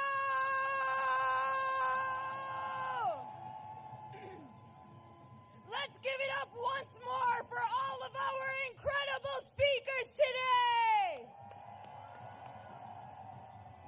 Who's ready to march? Who's ready to march? Before we march, we want to give the coalition banner an opportunity to get positioned in the front. While that is happening, please stay put so we can practice some chants. Are you ready? Are you ready? Genocide Joe is sending bombs. Killing children, dads and moms. Killer Kamala sending bombs. children, dads, and moms. 1, 2, 3, 4. Occupation no more. 5, 6, 7, 8. Gaza, we will liberate. We don't want no two-state. We want all of 48. Israel bombs, the USA pays. How many kids did you kill today? Money for jobs and education, not for war and occupation. Biden, Biden, you can't hide. We charge you with genocide. Harris, Harris, you can't hide. We charge you with genocide. No justice, no peace. No justice, no peace. The genocide must cease. The genocide must cease. No justice, no peace. U.S. out of the Middle East. U.S. out of the Middle East. Y'all are doing great. Give yourselves a round of applause. Our bodies, our lives. Our right to decide. Keep abortion safe and legal. We will not give up the fight. Healthcare is a human right. No hate, no fear. Immigrants are welcome here. No ban, no wall. Freedom for all. Up, up with liberation. Down, down with deportation. Up, up with liberation. Down, down with occupation. El pueblo unido jamás será vencido.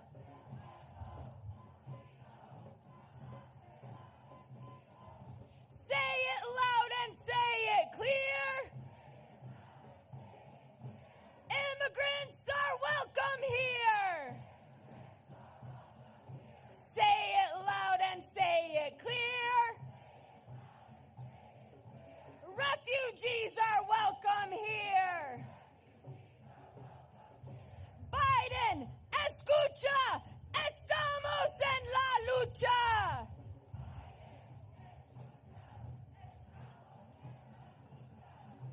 Harris, escucha, estamos en la lucha.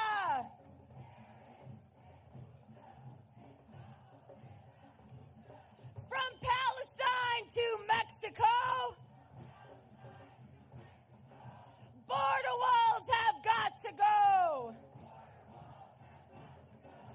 Power to the people. No one is illegal. Black Lives Matter. Black Lives Matter.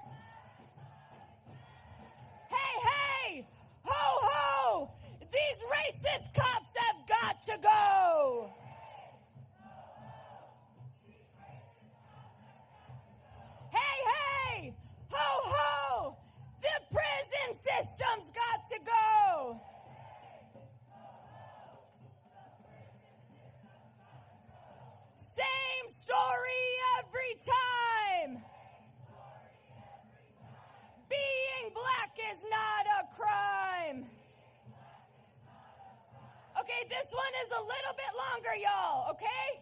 It's gonna go back up, we want freedom, freedom. All these racist cops, we don't need them, Back up, we want freedom, freedom. All these racist cops, we don't need them. Back up, we want freedom, freedom. All these racist cops, we don't need them.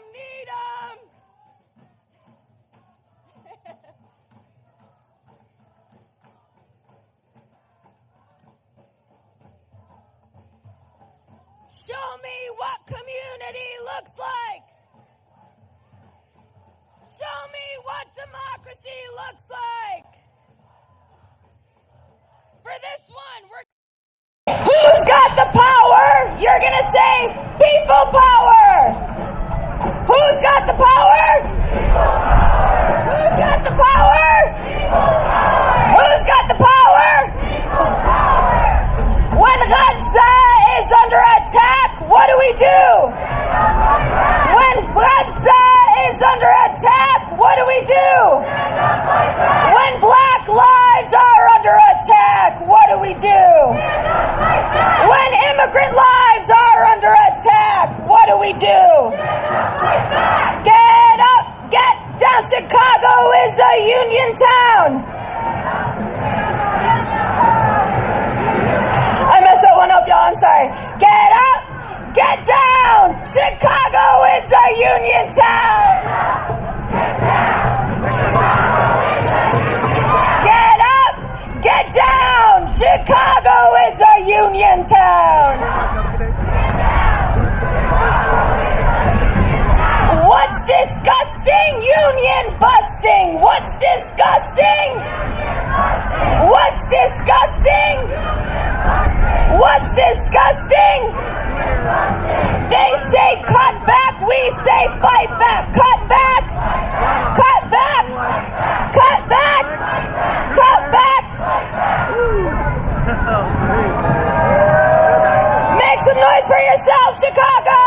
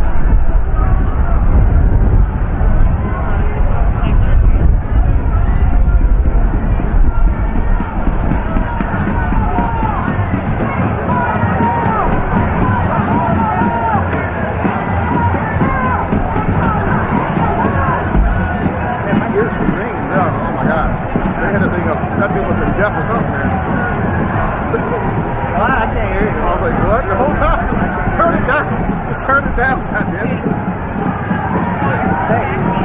Okay, thanks for saving our ass. Yeah, I'm thinking. Yeah, I can help. I'm thinking profusely.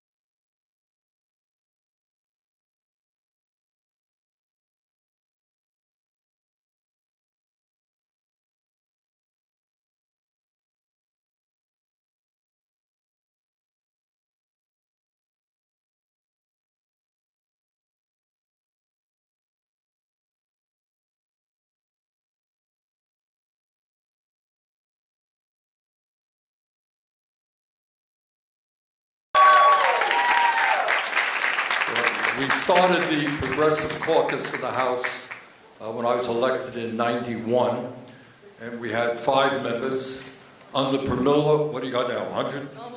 Almost 100. That's the difference. That's the difference between a good organizer and me. That's the difference.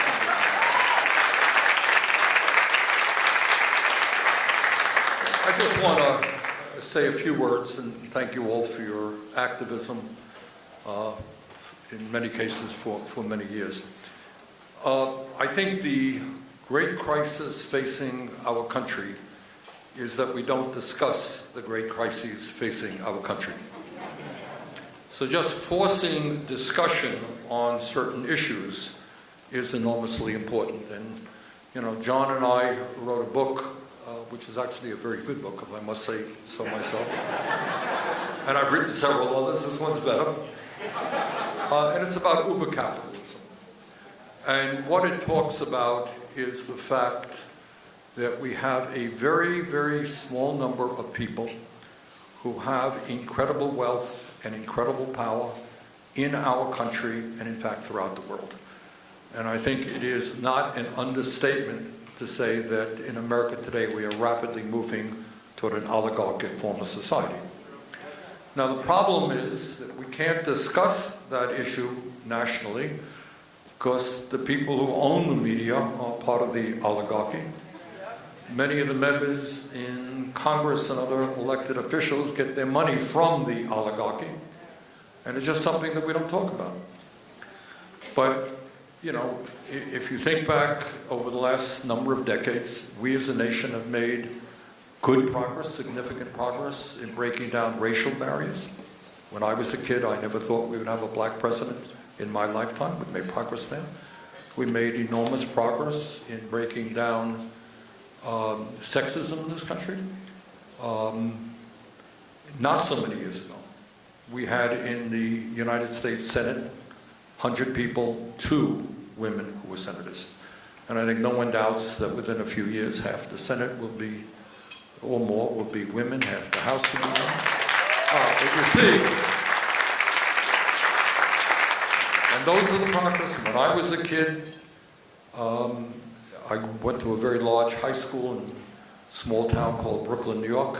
And I think we graduated with 1,700 kids. And I have zero doubt that there were kids in my class and in my school who were gay.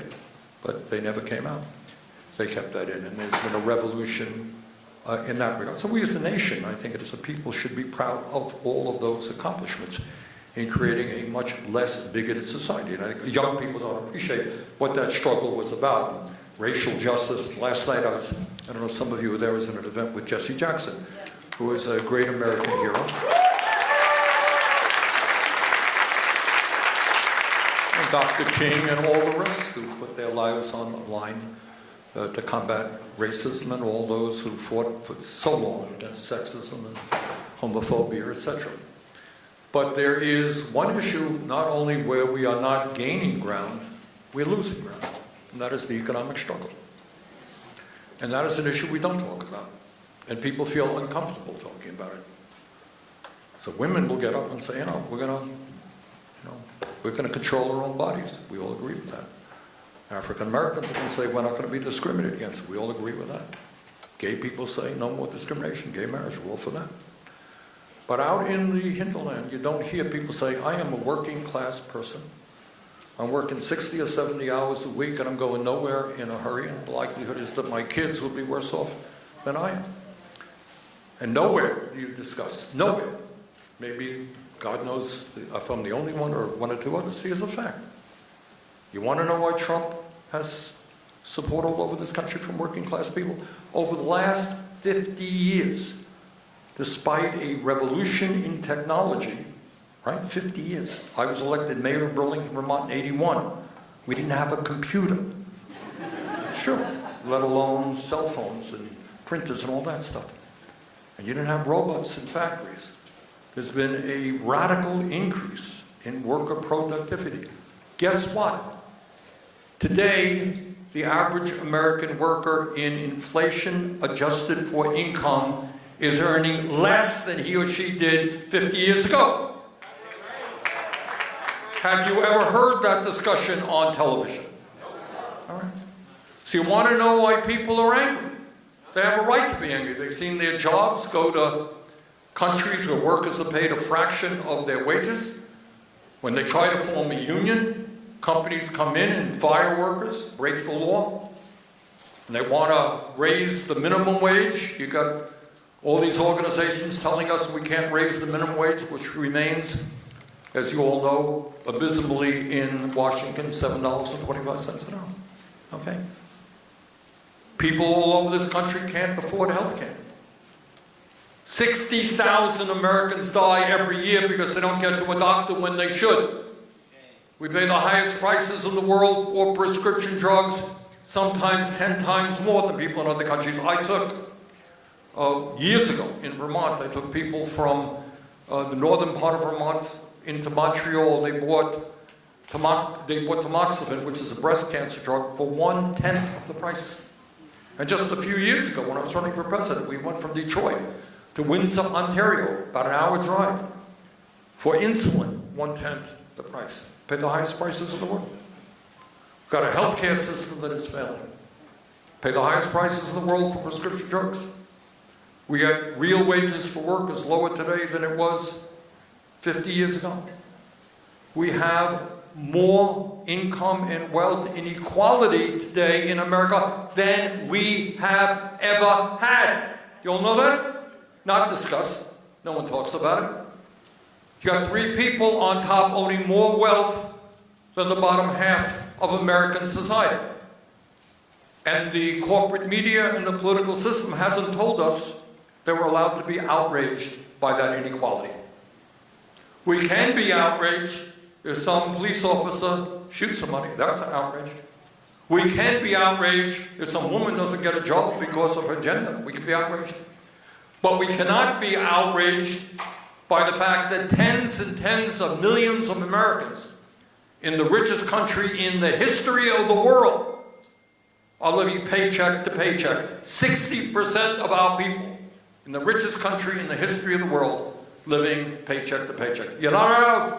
That is not allowed. Outrage is not allowed. The media has told us we're allowed to be outraged by that. So that's what our struggle is. And it's a big struggle. Because you're taking on the corporate class and their greed. You're taking on the oligarchy. You're taking on the corporate media. You're taking on the Democratic establishment. You're taking on the Republican establishment. Other than that, it's really quite easy. Now, the good news, after my wife always said I should hand out Prozac after my speech, is that right? So I cheer people up, fill them with hope and optimism. But the good news is that what we are seeing now is a rebirth and a revitalization of the trade union movement in America, which is a big deal.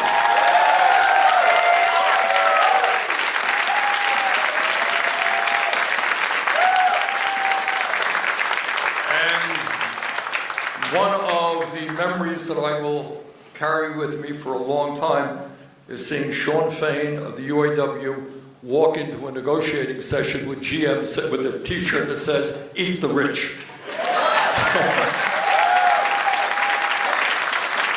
You know, but it's not just Sean. We're seeing a revitalization. The Teamsters getting a good contract. We're seeing young people at Starbucks all over the country. We're seeing people on college campuses organizing, and they're organizing, you know, really on a class basis. They're prepared to take on, you know, big money interests and go forward. So, you know, to my mind, where we are at this moment politically, obviously, is Trump has got to be defeated. That I trust I do not have to spend a lot of time on that issue in this audience.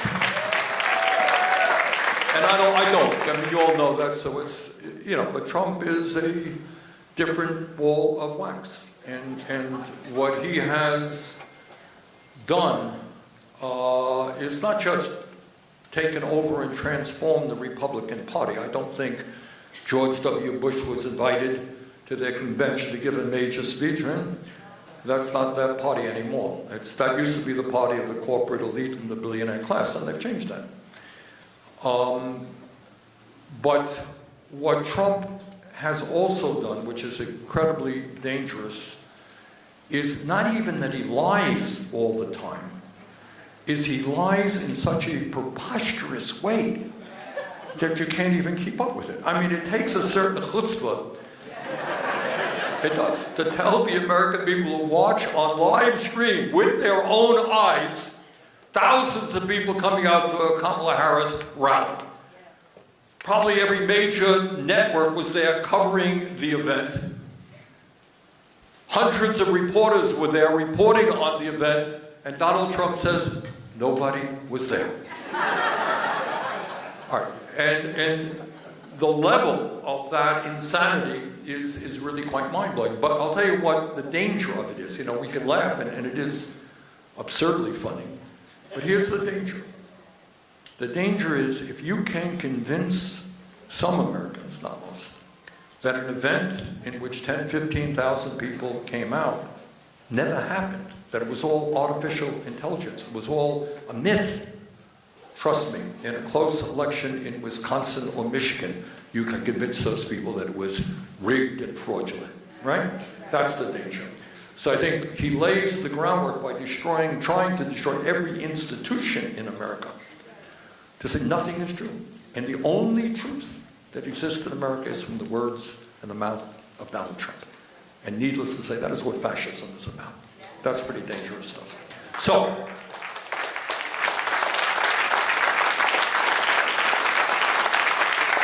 and this is a whole level. George W. Bush was a conservative Republican, not a fascist.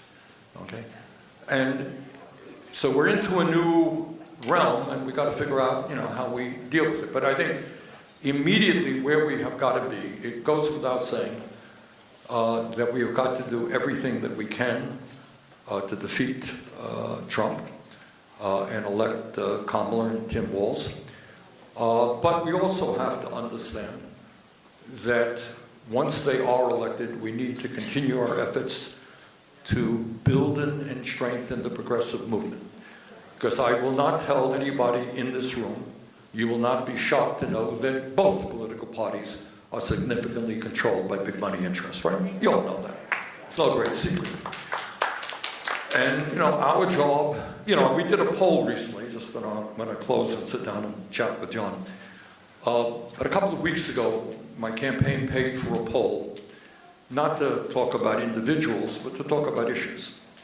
So we asked the American people questions like, should we expand Social Security benefits by lifting the cap on taxable income, all right, which is now at $165,000. Lift that cap, you have millionaires starting to pay their fair share.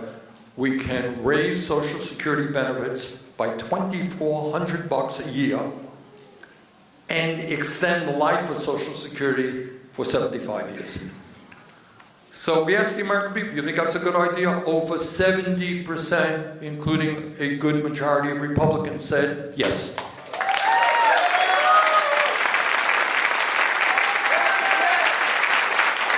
I can't get that bill onto the floor of a democratically controlled Senate.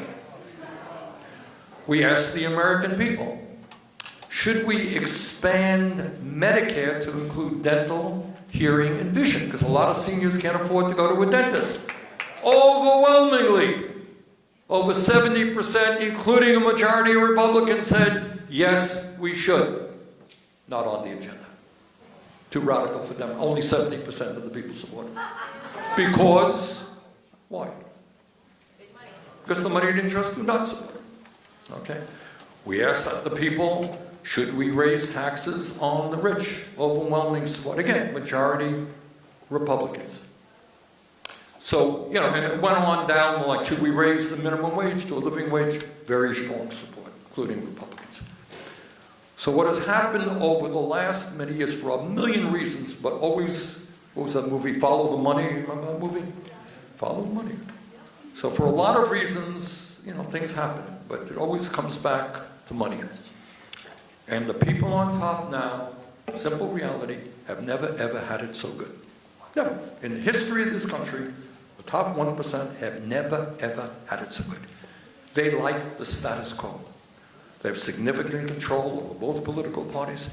They own the media. They control the economy with more concentration of ownership than we have ever seen. So we got a lot of work to do to change that. But the good news is that, you know, what our poll showed, the support that the UAW got for their strike showed, the American people want us to take on the greed of the oligarchy. They do.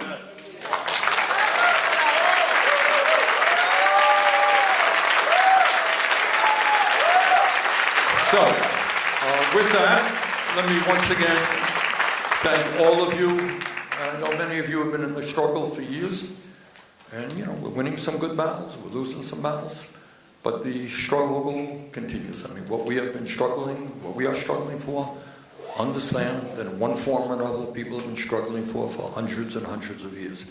So let's continue the struggle. Thank you all very much for listening.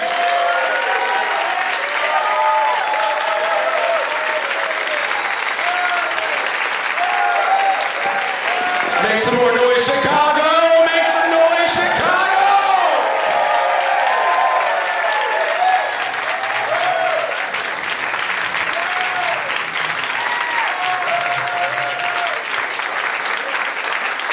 Also make some noise for John Nichols, everybody from the nation. Make some noise for John Nichols.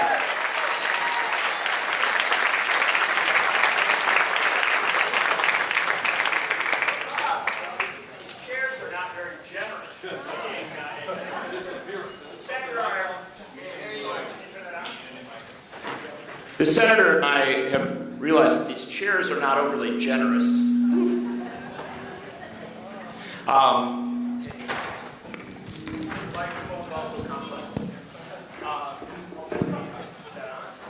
Let's see if that works a little better.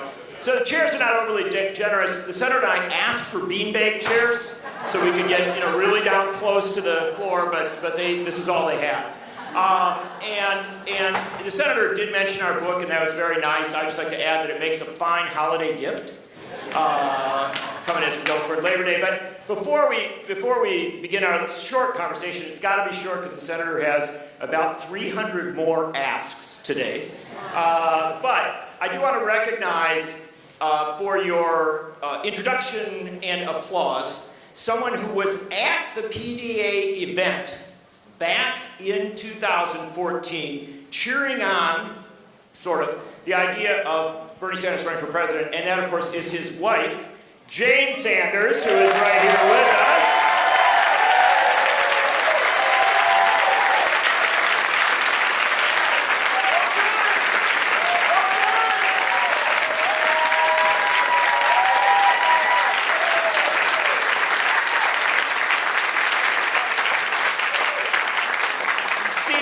To her is Dave Driscoll, who is along with Jane, one of the leaders of the Sanders Institute up in Burlington, Vermont. The Sanders Institute put these issues out in play.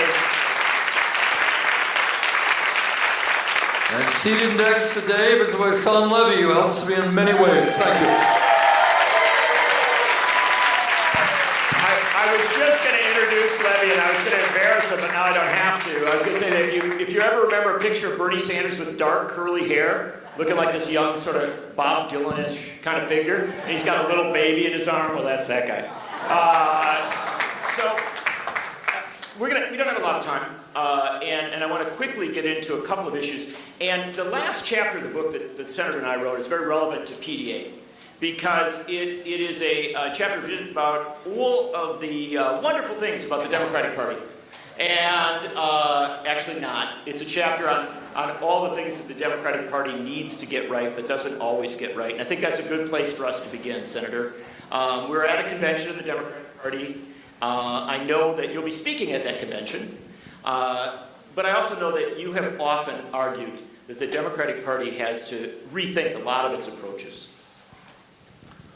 Well, I mean, that's what the campaigns of 2016 and 2020 were essentially about. It was demanding that the Democratic Party open its doors to working class people, to young people, to people of color in a way that it hasn't done. So I think if you go to the DNC, I don't know how many of you will be there, and John, you probably know more about this than I do. They got boxes over there on the top, right? So if you're not too late, you can get yourself a box. Was it $1 million? I think we're probably, with inflation, it's probably a little more now. That's not a joke. How much is it? I don't know if anyone knows, but probably most of you have not purchased those boxes. But you're going to have all kinds of lobbyists, the big money interests floating all over the place. That's it. That is the reality. And one of the, my keenest memories of the campaigns that we ran, 2020, we ran into COVID, but in 2016 is, we had scheduled our events. Faz Shakir was helping me back there, somewhere back there. We had scheduled, when the Democrats have their events in a statewide, they do statewide events, we would schedule rallies at the same day. So we would go to Denver or someplace and have 10,000 people, young people, people of color, out to a rally, enormous energy. And then in the evening, you walk into a Democratic event, which is mostly a fundraising. You have a few hundred, mostly elderly white people. And the contrast was kind of day and night. It was clear. There was energy. And, that's what we wanted to do, to bring that energy into the Democratic Party. And that energy obviously would come with an agenda that was a progressive agenda. The vast majority of the people in this country understand that healthcare is a human right. You tell me, is this current system broken or is it not? All right, so everyone knows. Doesn't matter what your politics is. We spend twice as much per capita. Our life expectancy is lower. There aren't enough doctors, nurses, dentists. The system is totally broken. Listen carefully. You're not going to hear much discussion about Medicare for all in the next couple of days. Insurance companies are pretty powerful. Drug companies are pretty powerful. And in fairness to Biden, who I have to say I've worked with very closely on a number of issues. And when Biden was elected or during the campaign, he said he wants to be the most progressive president since FDR. And you know what? In many respects, he kept his word.